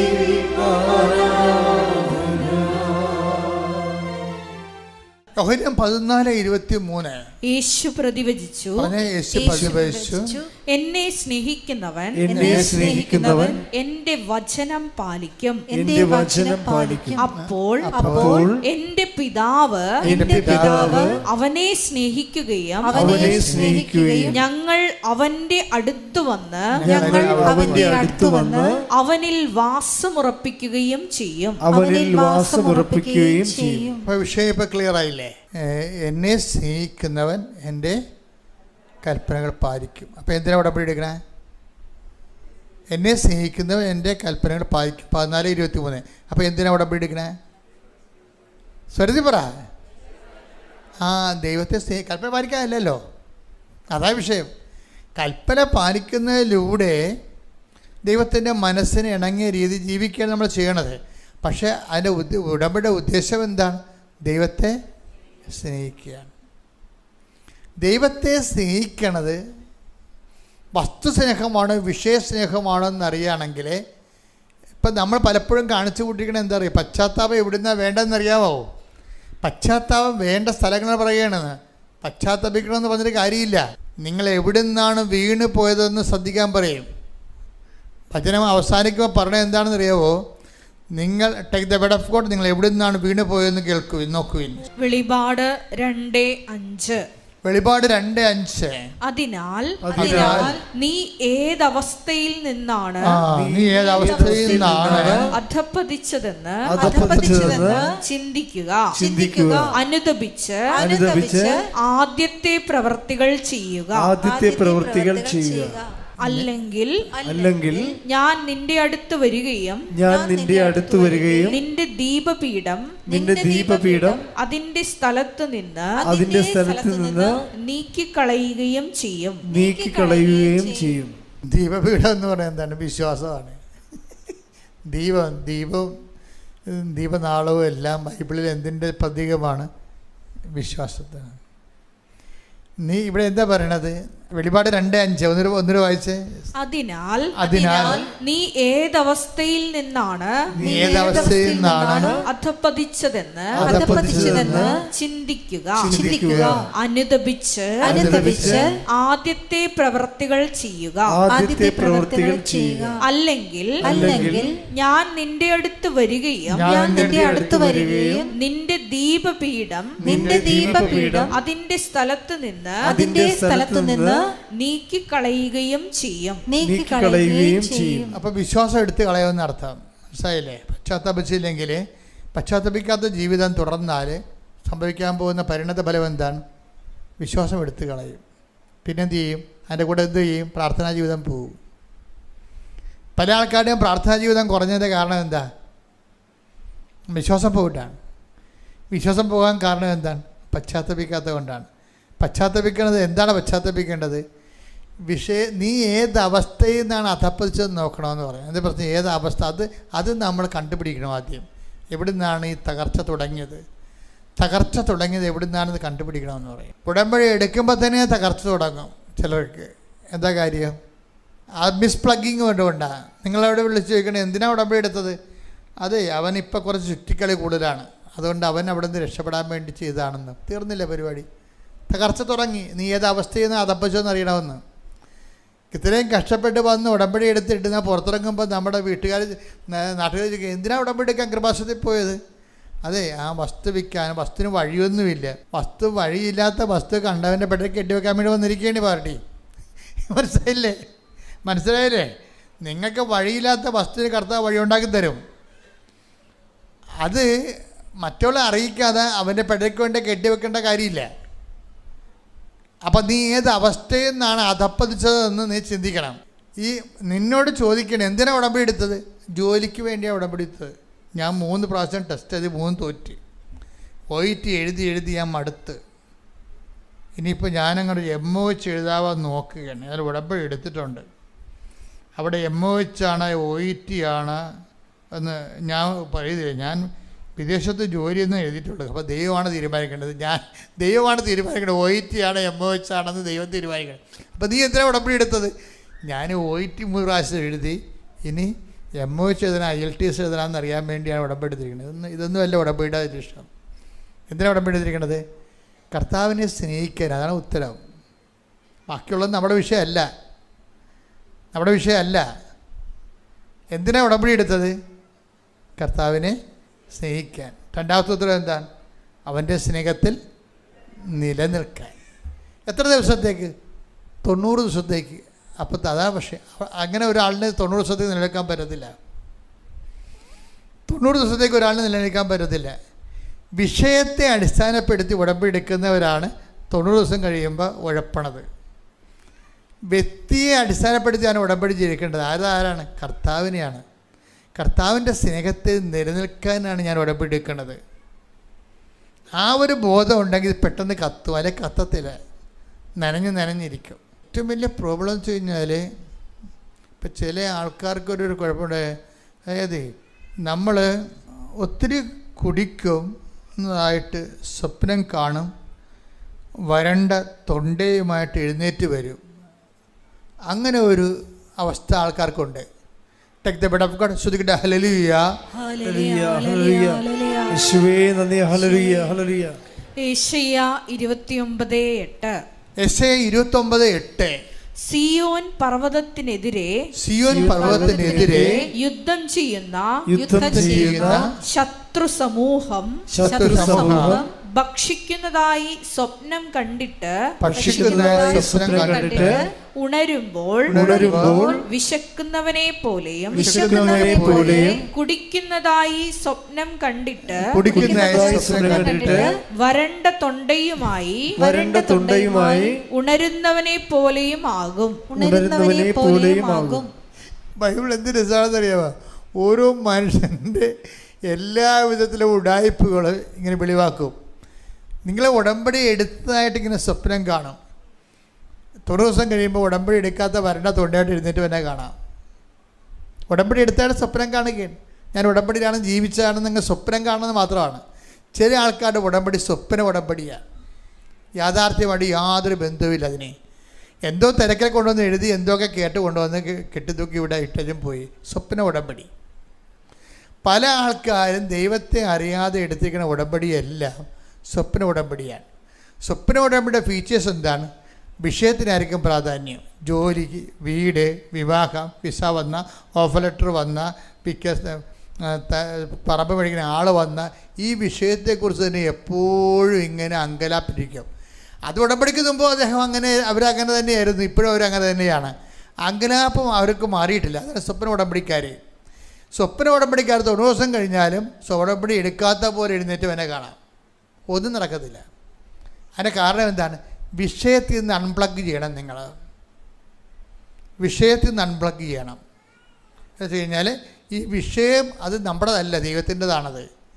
നമ്മുടെ വിഷയം എന്താണ്? ഞാൻ എൻ്റെ പിതാവിൻ്റെ കൽപ്പനകൾ പാലിച്ച് അവിടുത്തെ സ്നേഹത്തിൽ നിൽക്കുന്ന പോലെ എൻ്റെ കൽപ്പനകൾ പാലിച്ചാൽ നിങ്ങളെൻ്റെ സ്നേഹത്തിൽ നിലനിൽക്കും. അപ്പോൾ എന്തിനാണ് ഉടമ്പടി എടുത്തിരിക്കുന്നത്? ദൈവത്തെ സ്നേഹിക്കാൻ. രണ്ടാമത്തേത് എന്താണ്? ആ സ്നേഹത്തിൽ നിലനിൽക്കാൻ. കൈയടിച്ചിട്ട് ശ്രുതിക്കട്ടെ, ഹല്ലേലൂയ. ഈ വീട്ടിലൊക്കെ പോയ നിരീശ്വരവാദിയായിട്ട് പ്രസംഗിച്ച പാർട്ടിയാണ്. അതേ നാണയത്തിൽ തന്നെ ഇവിടെ വചനം പറഞ്ഞില്ലേ, നിങ്ങൾ എവിടെ നിന്നാണ് വീണ് പോയതെന്ന് ചിന്തിക്കുവേൻ. ഇതിലെന്താ പറയുക? അതേ പ്രവർത്തികൾ ചെയ്യാൻ പറഞ്ഞിരിക്കുകയാണ്. Take the bread of food again. ശ്രുതികട്ടെ ഹല്ലേലൂയ. വെളിപാട് 2:5. വെളിപാട് 2:5. അതിനാൽ നീ ഏതവസ്ഥയിൽ നിന്നാണ് അധപ്പതിച്ചതെന്ന് ചിന്തിക്കുക. അനുദപിച്ച് ആദ്യത്തെ പ്രവൃത്തികൾ ചെയ്യുക. അല്ലെങ്കിൽ ഞാൻ നിന്റെ അടുത്ത് വരികയും നിന്റെ ദീപപീഠം അതിന്റെ സ്ഥലത്ത് നിന്ന് നീക്കിക്കളയുകയും ചെയ്യും. അപ്പൊ വിശ്വാസം പോയെന്ന് പറഞ്ഞാൽ, ഇപ്പം എനിക്ക് മുമ്പത്തോളം വിശ്വാസം തോന്നണില്ലെന്നൊക്കെ പറഞ്ഞാൽ ആരും കളഞ്ഞതല്ല, ദൈവം എടുത്ത് മാറ്റിയതാണ്. കാര്യം നീ വിശ്വസിച്ചിട്ട് ദൈവത്തിന് കഞ്ഞി വെക്കേണ്ട കാര്യമില്ലെന്ന്. സിമ്പിളല്ലേ? ഞാൻ നിന്റെ ദീപപീഠം എടുത്ത് മാറ്റുമെന്ന്, നിന്റെ വിശ്വാസം എടുത്ത് മാറ്റുമെന്ന്. ആർക്കെങ്കിലും വിശ്വാസം കുറവാണെങ്കിൽ നിങ്ങൾ കളഞ്ഞു പോയ സ്ഥലം നോക്കിയെടുക്കേണ്ട കാര്യമില്ല. കർത്താവിൻ്റെ കൈകളിലേക്ക് നോക്കിയാൽ മതി. എന്ത് ചെയ്യണം? നീ അതേ പ്രവൃത്തി ചെയ്യാൻ. എവിടെ നിന്നാണ് വീണ് പോയത്?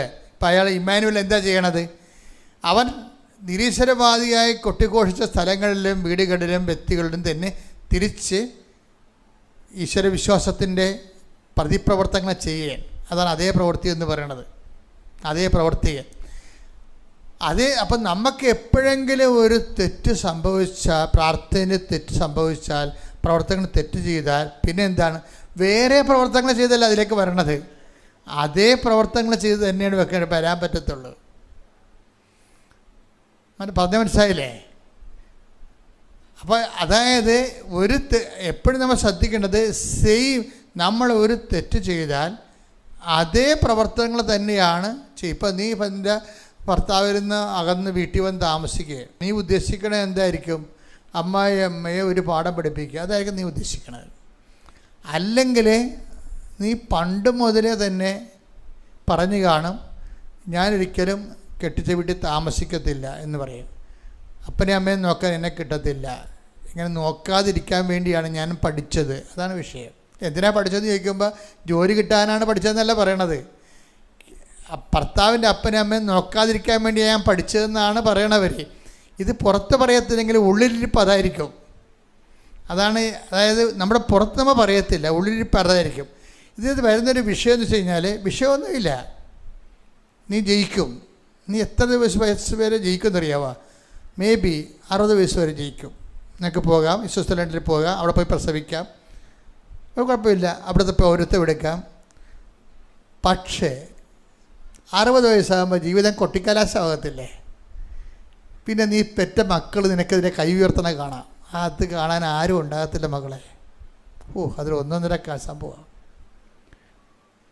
അതായത് പല മക്കളും അമ്മമാർക്കെതിരെ കൈ ഉയർത്തുമ്പോൾ ഓർക്കണം, അങ്ങനെ ഉയർത്തത്തില്ല. നിങ്ങളുടെ മനസ്സിൽ നേരത്തെ ദൈവത്തിൽ നിരക്കാത്ത പല ചിന്താഗതികളും കൊണ്ടാണ് ഈ സംഭവത്തിൽ നീ ജനിപ്പിച്ചിരിക്കുന്നത്. നിങ്ങൾ പശ്ചാത്തലപ്പിക്കുമ്പോൾ നിങ്ങൾ എവിടെ നിന്നാണ് വീണ് പോയെന്ന് നോക്കണം. ഇന്ന് നിങ്ങളുടെ മക്കൾ നിങ്ങളുടെ കൈ ഉയർത്തുകയോ നിങ്ങൾക്ക് സമാധാനം കിട്ടാത്ത രീതിയിൽ അവരെ പെരുമാറുക ചെയ്യുമ്പോൾ ഓർക്കണം, നീ കല്യാണം കഴിക്കണമെമ്പോൾ തന്നെ ദൈവത്തിൽ നിരക്കാത്ത തീരുമാനം എടുത്തിട്ടുണ്ട്. എന്താണ്? ഞാൻ വിടുമ്പം നോക്കത്തില്ല, എന്നെ ഇങ്ങനെ ആൾക്കാരെ ആശുപത്രി കൊണ്ടുപോകാനൊന്നും കിട്ടത്തില്ല, ഞാൻ എൻ്റെ വഴി നോക്കും, അതുകൊണ്ട് തന്നെ ഞാൻ പഠിക്കണതിൻ്റെ ഉദ്ദേശം. നീ പഠിക്കുന്നതിൻ്റെ ഉദ്ദേശം നല്ലതാണ്, പക്ഷേ പഠിക്കണത് നല്ലതാണ്, ഉദ്ദേശം എന്താണെന്നുള്ളത് നീ നോക്കണം. ഉദ്ദേശം അതിനകത്ത് ദൈവത്തിന് വല്ല സ്ഥാനമുണ്ട്. നിൻ്റെ ഉദ്ദേശങ്ങളിൽ നിനക്ക് മാത്രമേ സ്ഥാനം ഉള്ളെങ്കിൽ, കർത്താവ് പണ്ടൊരു കാര്യം പറഞ്ഞായിരുന്നു, എന്നോട് കൂടെ ശേഖരിക്കാത്തവൻ. Take the bread of God. ശ്രുതിക്കട്ടെ ഹല്ലേലൂയ ഹല്ലേലൂയ ഹല്ലേലൂയ ഹല്ലേലൂയ ഹല്ലേലൂയ. യേശുവേ നന്ദി. ഹല്ലേലൂയ ഹല്ലേലൂയ. യേശുവേ ആരാധന ആരാധന ആരാധന. യേശുവേ നന്ദി. മഹത്വം മഹത്വം മഹത്വം. ഹല്ലേലൂയ. ലൂക്ക 11:23. ലൂക്ക 11:23. എന്നോട് കൂടെ ശേഖരിക്കാത്തവൻ ചിതറിച്ചു കളയുന്നു. അപ്പം എന്താ പ്രശ്നം? എന്നോട് കൂടെ എന്ന് പറയുമ്പോൾ നമ്മളൊരു തീരുമാനം എടുക്കുമ്പോൾ അതിനകത്ത് കർത്താവ് കക്ഷിയായിരിക്കണം. നിങ്ങളുടെ തീരുമാനം എടുക്കുമ്പോൾ അതിനകത്ത് കർത്താവ് കക്ഷിയായിരിക്കണം. എന്നുവെച്ചാൽ എന്ത് തീരുമാനം എടുത്താലും കർത്താവിൻ്റെ കൂടെ ആയിരിക്കണം തീരുമാനം എടുക്കണത്.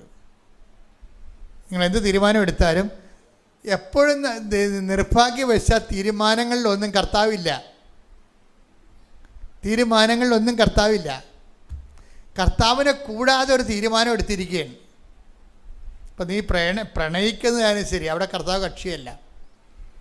നിൻ്റെ കണ്ണ് ഇഷ്ടപ്പെട്ട ആൾക്കാരെ നീ കല്യാണം കഴിച്ചു എന്നേ ഉള്ളൂ. അവൻ്റെ പേരിൽ കുറേ കുഞ്ഞുങ്ങളും ഉണ്ടായിട്ടുണ്ട്. ഇതിലൊന്നും കർത്താവ് കക്ഷിയേ അല്ല. വിശ്വാസം കക്ഷിയല്ല. വിശ്വാസം ഉണ്ടായാലും എന്ത് ഇല്ലെങ്കിൽ എന്ത്, അതൊന്നും നിനക്ക് നീ ഒരു തീരുമാനം എടുത്തപ്പോൾ കർത്താവ് അതിൽ കക്ഷിയല്ല. നീ എടുത്ത തീരുമാനങ്ങളൊന്നും കർത്താവ് കക്ഷിയല്ല. ഞാൻ ചില പെൺപിള്ളേർ ചോദിക്കും, നിൻ്റെ പിള്ളേരെ നീ വിശ്വാസം വളർത്താൻ പറ്റുമോ? അവർക്ക് മിണ്ടാൻ പറ്റത്തില്ല, അറിയത്തില്ല. കാര്യം വിശ്വാസമില്ലാത്ത കുടുംബത്തിൽ നിന്ന് കല്യാണം കഴിച്ചാൽ നിൻ്റെ കുഞ്ഞുങ്ങളെ നീ എങ്ങനെ വിശ്വാസം വളർത്തും? അറിയത്തില്ല. കാര്യം എന്താണ്? ആ കുഞ്ഞുങ്ങളെ ജനിപ്പിക്കുന്ന വിഷയത്തിലോ വളർത്തുന്ന കാര്യത്തിലോ കർത്താവ് കക്ഷിയല്ല. പിന്നെ എന്താ സംഭവിക്കാൻ പോണത്?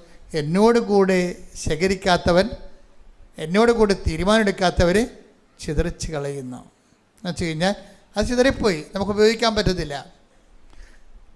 നിൻ്റെ മക്കളും നിൻ്റെ ജീവിതവും അവസാനം നിനക്ക് പോലും ഉപയോഗിക്കാൻ പറ്റാത്ത അവസ്ഥയിലേക്ക് വരും. ഞാനൊന്നും പറയണ്ട, നിങ്ങൾ ഇരുന്ന് നിലവിളിക്കും. എന്താ കാര്യം വെച്ചാൽ നിങ്ങളുടെ കയ്യിൽ നിന്ന് അബദ്ധങ്ങൾ പറ്റിപ്പോയിട്ടുണ്ട്. നിങ്ങളിന്ന് മക്കളെ കൊണ്ട് വേദന അനുഭവിക്കുന്നവർ ശ്രദ്ധിക്കണം. നിങ്ങൾ കർത്താവിൻ്റെ കൂടെ എടുത്ത തീരുമാനമായിരുന്നു അതെന്ന്. അതാണ് ബൈബിൾ പറയണത്. നിങ്ങൾ എവിടെ നിന്നാണ് അധപ്പതിച്ചതെന്ന് ചിന്തിക്കുവിൻ. അല്ല മക്കളെ കൊണ്ട് ധ്യാനം കുടിക്കണ കൊണ്ട് പരിപാടി നടക്കത്തില്ല. മക്കളെ കൊണ്ടൊന്ന് ജോസഫച്ചൻ്റെ അടുത്ത് തിരക്ക് പിടിപ്പിച്ച പരിപാടി നടക്കത്തില്ല. നിങ്ങൾ എവിടെ നിന്നാണ് അധപ്പതിച്ചതെന്ന് ചിന്തിക്കുവിൻ. അവിടെ സംഭവം വിട്ടത്തില്ല മോളെ. ഇറ്റ് സൗണ്ട് ഓഫ് ഹെവൻ കൂടെ ഇങ്ങനെ നടക്കുകയാണ്. അപ്പോൾ ഒരൊറ്റ വിഷയം മാത്രമേ ഉള്ളൂ.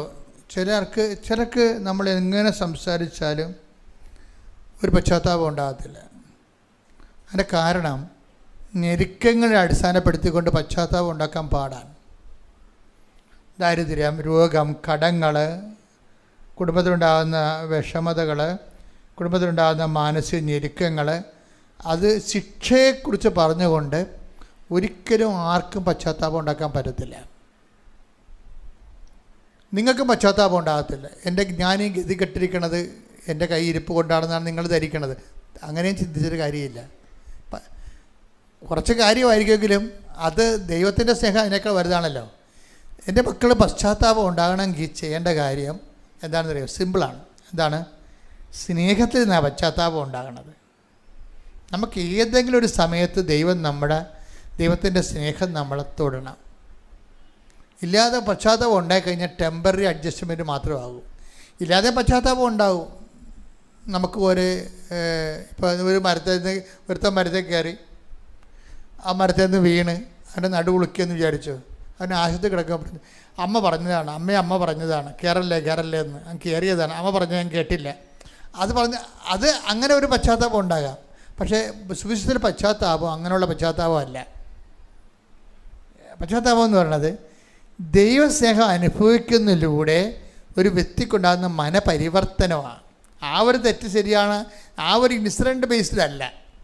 നിങ്ങളിപ്പോഴും തെറ്റ് ചെയ്തു, അല്ലെങ്കിൽ നിങ്ങൾക്ക് പട്ടിണി ഉണ്ടായി, നിങ്ങൾക്ക് രോഗം കിട്ടിയണില്ല, അല്ലെങ്കിൽ നിങ്ങൾക്ക് അതിൽ കുഴപ്പത്തെ ഉണ്ടായി, അങ്ങനെ ആ ഒരു വിഷയം അടിസ്ഥാനപ്പെടുത്തിയല്ല സുവിശേഷത്തിലെ പശ്ചാത്താപം ഇരിക്കണത്.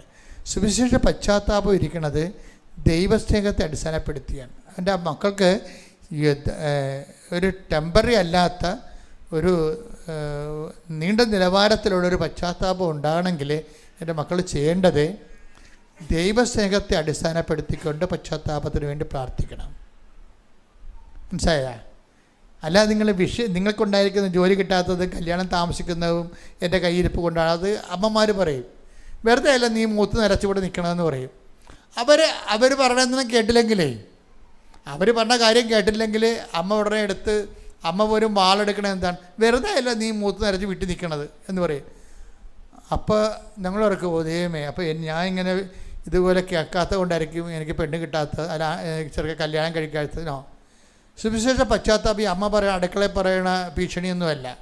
സുവിശേഷത്തിൻ്റെ പശ്ചാത്താപം എന്ന് പറയണത് ദൈവസ്നേഹത്തെ ഒരു വ്യക്തി അനുഭവിക്കാൻ കഴിയാത്തത് കൊണ്ടാണ് ഉണ്ടാകുന്നതാണ്. അതാണ് നീണ്ടു നിൽക്കത്തുള്ളൂ. അമ്മ പറയണത് കുറച്ച് കഴിയുമ്പോൾ തീരും. ടെമ്പററി ആയിട്ടുള്ള പശ്ചാത്താപം ഉണ്ടാകത്തുള്ളൂ. നമുക്ക് ഗ്രേസ് ഗീവിങ് ആയിട്ടുള്ള ചാർജിങ് ആയിട്ടുള്ള പരിശുദ്ധായ്മ കിട്ടുന്ന പശ്ചാത്താപം എന്ന് പറയണത് ദൈവസ്നേഹത്തെ അടിസ്ഥാനപ്പെടുത്തിയാണ്. അപ്പോൾ നിങ്ങൾ ഉടമ്പടി എടുക്കുമ്പോൾ എൻ്റെ മക്കൾ ചെയ്യേണ്ട കാര്യം എന്ന് വെച്ച് കഴിഞ്ഞാൽ, എന്തിനാണ് ഉടമ്പടി എടുത്തെന്ന് ചോദിച്ചാൽ എന്ത് പറയണം? ദൈവസ്നേഹത്തിൽ നിറയാനും നിലനിൽക്കാനും. എന്തിനാണ് ഉടമ്പടി എടുത്തത്? ദൈവസ്നേഹത്തിൽ നിറയാനും നിലനിൽക്കുവാനാണ് ഉടമ്പടി എടുത്തത്. എങ്ങനെയാണ് ദൈവസ്നേഹത്തിൽ നിറയണത്?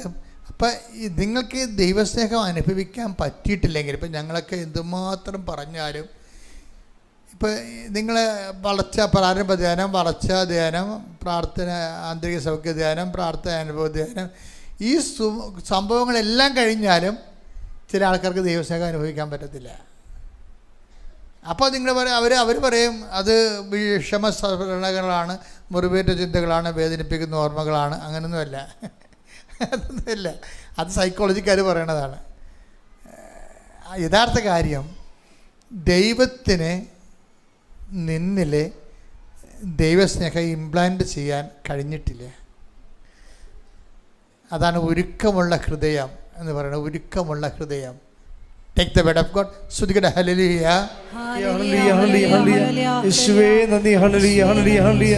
യേശുവേ ആരാധന ആരാധന ആരാധന. ഹല്ലേലൂയ ഹല്ലേലൂയ. ഒരുക്കമുള്ള ഹൃദയം ആര് തരണം?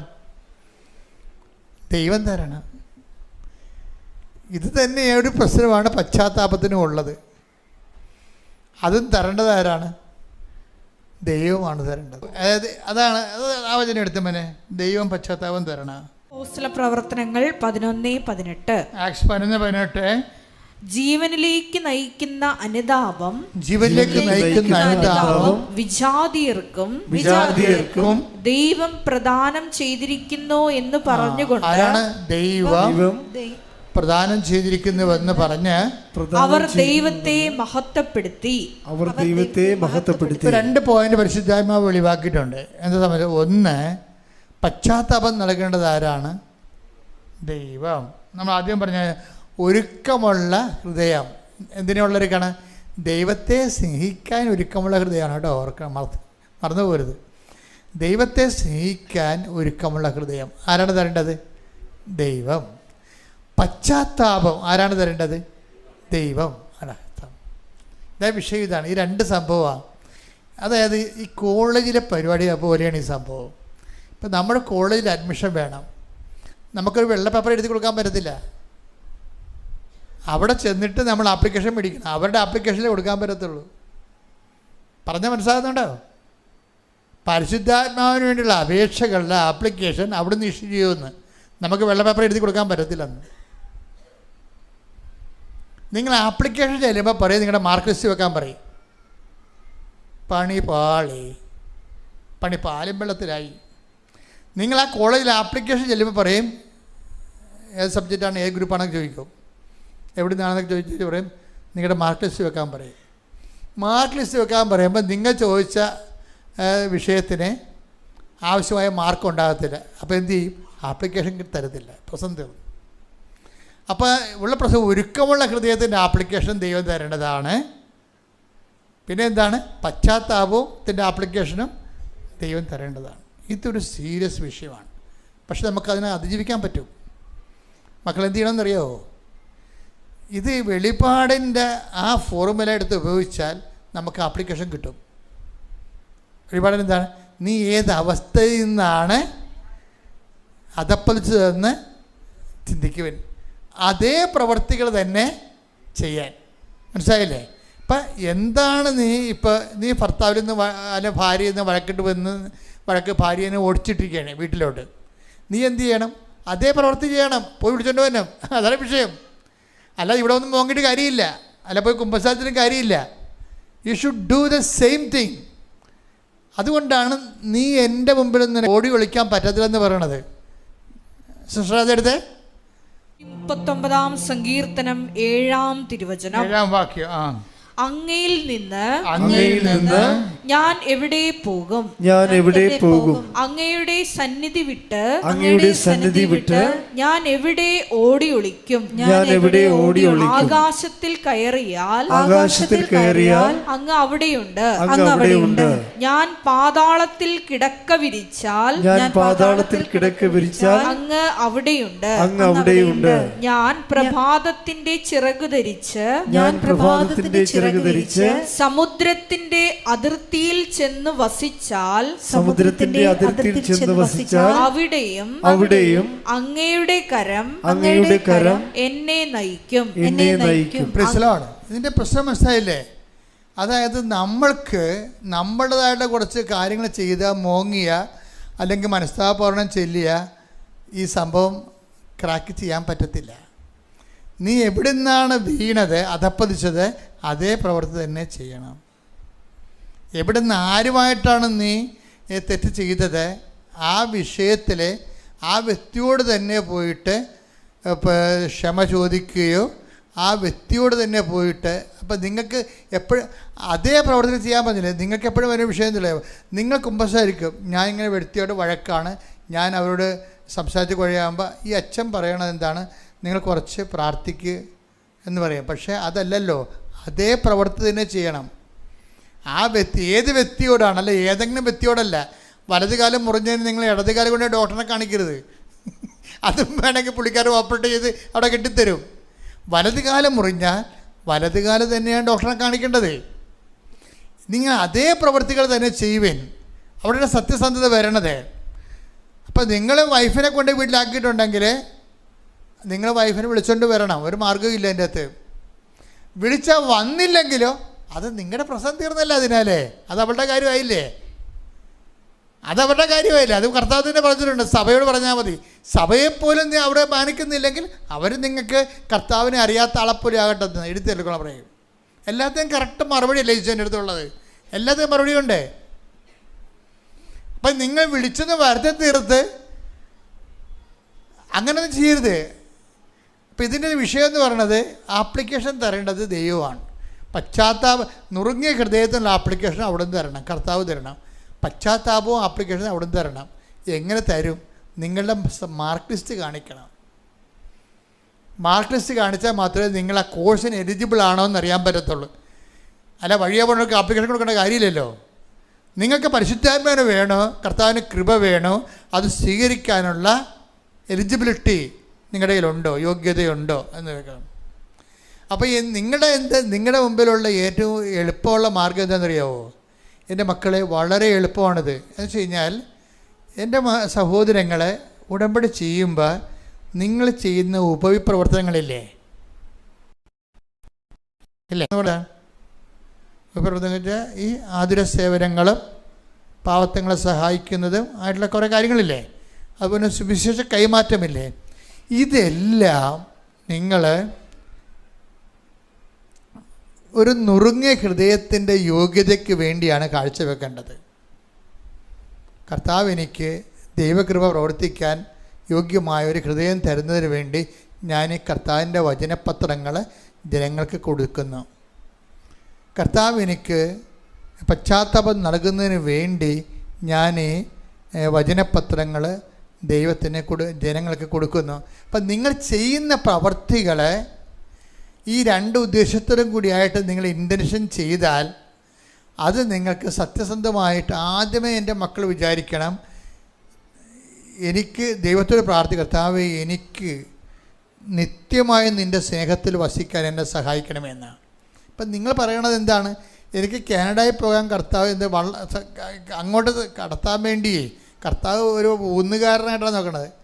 കർത്താവ് ഒരു വള്ളക്കാരനായിട്ട് എന്നെ കപ്പൽ കയറ്റി അങ്ങനെ വിടാനാണ് പറയണത്. ആ പരിപാടിയാണെങ്കിൽ നടക്കത്തില്ല സംഭവം. മറിച്ച് എന്നുവെച്ചാൽ എളുപ്പം നടക്കണമെങ്കിലുള്ള മാർഗ്ഗം വെച്ച് കഴിഞ്ഞാൽ കർത്താവ് നിൻ്റെ സ്നേഹത്തിൽ എനിക്ക് ജീവിതകാലം മുഴുവൻ നിലനിൽക്കാൻ എന്നെ സഹായിക്കണമേ പ്രാർത്ഥിച്ച്, കർത്താവ് ദൈവമേ അങ്ങയുടെ സ്നേഹത്തിലെ ജീവിതകാലം മുഴുവൻ ജീവിക്കുവാൻ എനിക്ക് പശ്ചാത്താപത്തിന് യോജിച്ച ഫലങ്ങള് പുറപ്പെടുവിക്കാൻ എന്നെ സഹായിക്കണം. ഇപ്പൊ അച്ഛൻ്റെ പ്രാർത്ഥനയിലൂടെ വന്നൊരു സാധനമാണത് അല്ലേ? എന്താണ്? അതാണ് വെടിപാടെന്ന് പറയണത്. കർത്താവ് വചനം നൽകുന്നത് നയിക്കണം ഇങ്ങനെയാണ്. മത്തായി 3:8 മാനസാന്തരത്തിന് യോജിച്ച ഫലം പുറപ്പെടുവിക്കുവിൻ. അതാ വിഷയം. ഫലം പുറപ്പെടുവിക്കണമെന്നല്ല പറഞ്ഞിരിക്കണത്. എന്താ പറഞ്ഞിരിക്കണത്? മാനസാന്തരത്തിന് യോജിച്ച ഫലമാണ്. അതെന്താണ്? നിങ്ങൾ ഏത് സ്ഥലത്തു നിന്നാണ് നിങ്ങൾ അധപ്പതിച്ചത്, അതേ പ്രവർത്തികൾ ചെയ്യുമ്പോഴാണ് മാനസാന്തരത്തിന് യോജിച്ച ഫലമാണ്. മാനസാന്തരത്തിന് പറ്റിയ ഫലമല്ല, അതിന് യോജിക്കുന്ന അതുമായിട്ട് സിങ്കാകുന്ന ഫലങ്ങളാണ് ഉണ്ടാകേണ്ടത്. അപ്പം നിങ്ങൾക്ക് തോന്നിയ കാര്യങ്ങൾ ചെയ്താൽ മാനസാന്തരം ഉണ്ടാകത്തില്ലെന്ന് അർത്ഥം. നമുക്ക് തോന്നിയ പരിപാടി ചെയ്താലേ മാനസാന്തരം ഉണ്ടാകത്തില്ല. മാനസാന്തരം ഉണ്ടാകാൻ വേണ്ടി നമുക്ക് തോന്നിയ പരിഹാരം ചെയ്തിട്ട് കാര്യമില്ല. അതിനോട് സിങ്കാകുന്ന രീതിയിൽ, ആ സിങ്കാകുന്നത് എന്താണ്?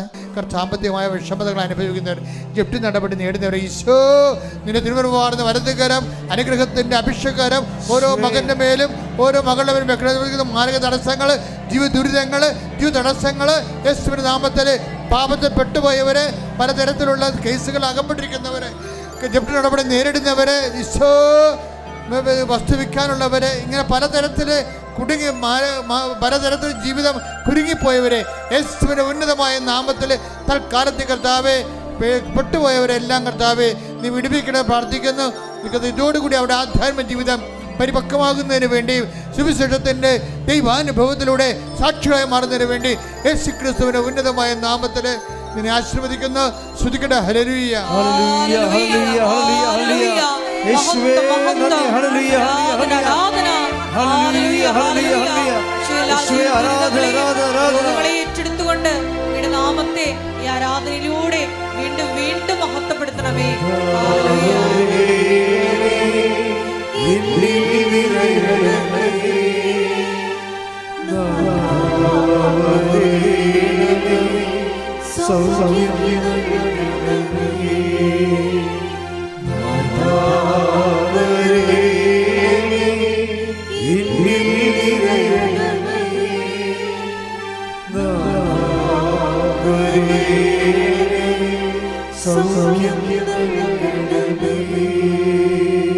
പരിശുദ്ധ പരമദിവ്യകാരുണ്യത്തിന് ആരാധനയും സ്തുതിയും പുകഴ്ചയും ഉണ്ടായിരിക്കട്ടെ.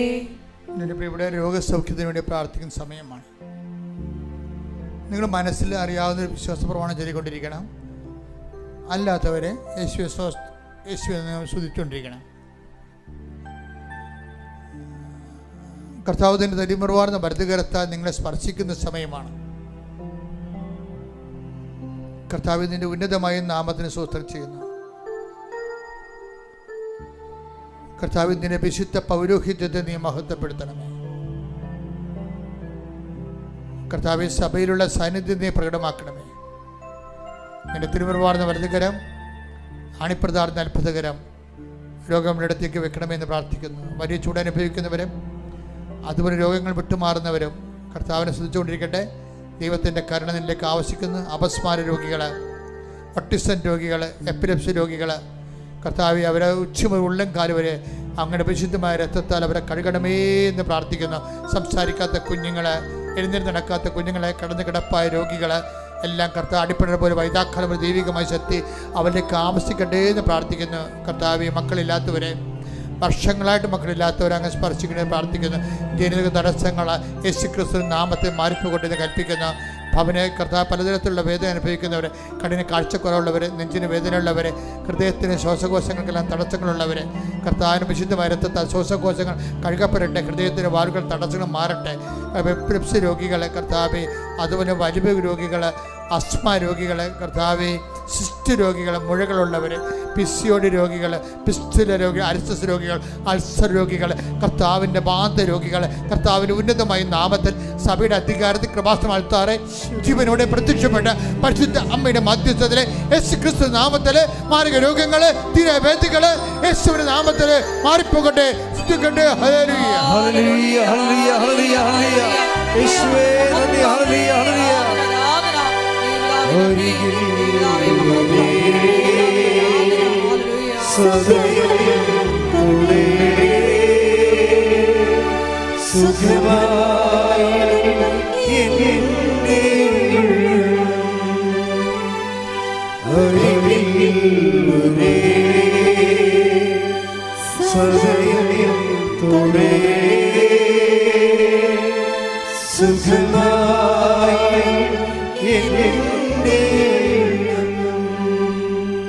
മക്കളെ മുട്ടിൽ നിൽക്കുക.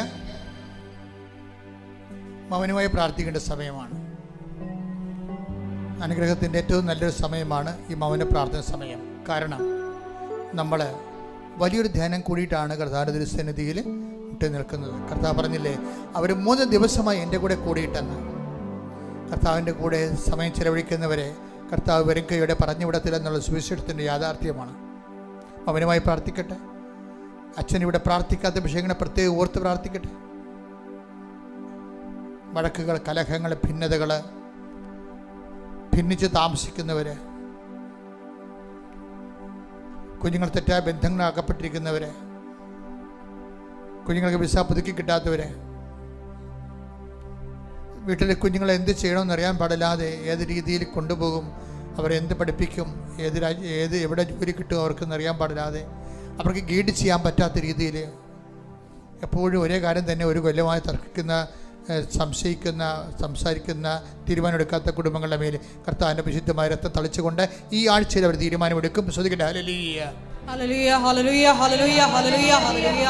മഹത്വം, മഹത്വം, ആരാധന, ആരാധന. ഹല്ലേലൂയ, ഹല്ലേലൂയ, ഹല്ലേലൂയ, ഹല്ലേലൂയ.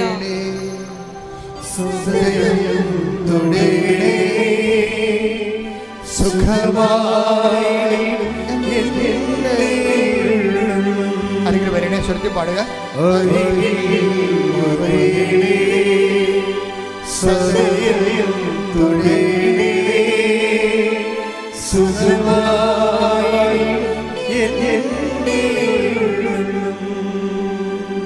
മക്കളെ, സാമ്പത്തിക തകർച്ചയുള്ളവര്, കടക്കണിൽ അകപ്പെട്ടിരിക്കുന്നവര്, രക്ഷപ്പെടാൻ മാർഗമില്ലാത്തവര്, ആരും സഹായിക്കാനില്ലാത്തവര്, ആലംബമില്ലാത്തവര്, കർത്താവേ, അമ്മയെ, പരിശുദ്ധമേ, ദേവമാതാവേ, 7 ദിവസത്തിനുള്ളിൽ ഈ വിഷയത്തിൽ ദൈവിക തീരുമാനം ഉണ്ടാകാൻ വേണ്ടി ഇട്ടിമുഴക്കം പോലെ ശ്രദ്ധിക്കട്ടെ. ഹല്ലേലൂയ, ഹല്ലേലൂയ, ഹല്ലേലൂയ, ഹല്ലേലൂയ, ഹല്ലേലൂയ. മഹത്വം, മഹത്വം, ആരാധന, ആരാധന. ഹല്ലേലൂയ,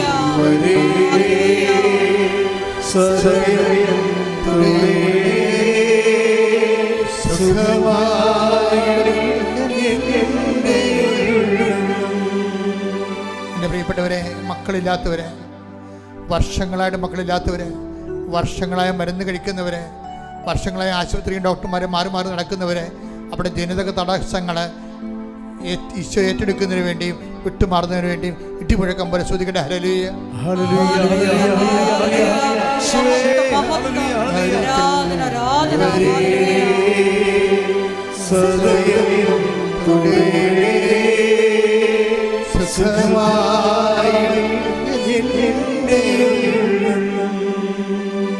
എൻ്റെ പിതാവേ, അങ്ങനെ മക്കൾ അങ്ങനെ ദിവസം കണ്ണീരായി നിൽക്കുകയാണ്. അവരെ ചൊരിഞ്ഞ കണ്ണുനീരിന് കാരതയും കണക്കുമില്ല. അവരെ ആശ്വസിപ്പിക്കാൻ ഇടമില്ല, ഓടിയൊളിക്കാൻ ഇടമില്ലെന്ന് പറഞ്ഞേക്കുറിച്ച് എഴുതിയിരിക്കുന്ന പോലെ തന്നെ മക്കൾ, മനുഷ്യൻ്റെ മുഖത്ത് നോക്കാൻ പറ്റാത്ത മക്കൾ, ജോലിയില്ലാത്തതിൻ്റെ പേരിൽ, വിവാഹം ഒത്തുവരാത്തതിൻ്റെ പേരിൽ പള്ളിപ്പോലും മക്കൾ പോകാതെ ഇരിക്കുന്ന മക്കളുണ്ട്. അവർക്ക് ഓടിയൊളിക്കാൻ ഇടമില്ലാത്ത മക്കളുണ്ട്. അവരുടെ എല്ലാ കണ്ണുനീരുകളും അവർ വീട്ടിൽ നിന്ന് ഇറങ്ങാതെ ഒളിച്ച് താമസിക്കുന്ന പോലെ സമൂഹത്തിൽ നിന്ന് ഒളിച്ച് താമസിക്കുന്ന മക്കളുണ്ട്. ഈശോ, അവരെ നീ പാതാളത്തിൽ ഇറങ്ങി കൂട്ടിക്കൊണ്ടു വന്നതുപോലെ കർത്താവേ, മനുഷ്യൻ്റെ പാതാളങ്ങളിൽ നിന്ന് അവരെ കൂട്ടിക്കൊണ്ടുവരാൻ കർത്താവിനെ ഉയർത്തുന്നേപ്പിൻ്റെ ശക്തി നിന്റെ ഇരുട്ടറകളിലേക്ക് പ്രവേശിക്കട്ടെ. ഇടിമുഴക്കം പോലെ ശ്രദ്ധിക്കട്ടെ.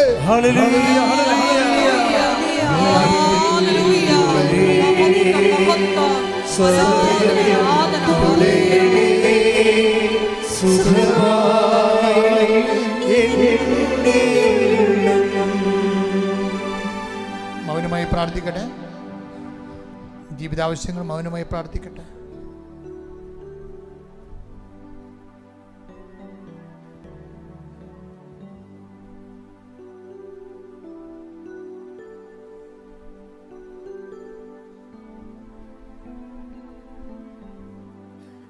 കർത്താവേ, അങ്ങ് ധ്യാനത്തിൽ പറഞ്ഞതുപോലെ ഒരുക്കമുള്ള ഹൃദയം അങ്ങയുടെ മക്കൾക്ക് നൽകണമേ.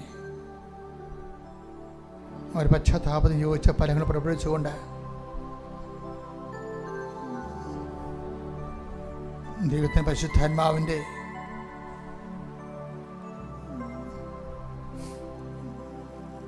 മുപ്പതും 60, 100 മേനി കായ്ക്കുന്ന കൃപയുടെ വിളനിലമായി ഞങ്ങളുടെ മക്കളെ മാറ്റണമെന്ന് പ്രാർത്ഥിക്കുന്നു.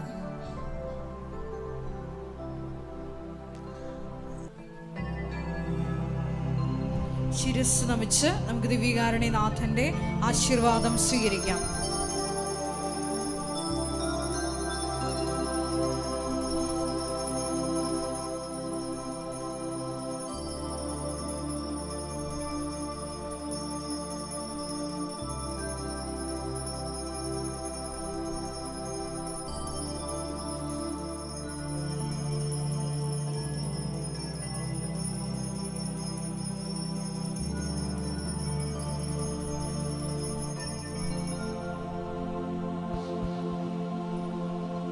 പരിശുദ്ധ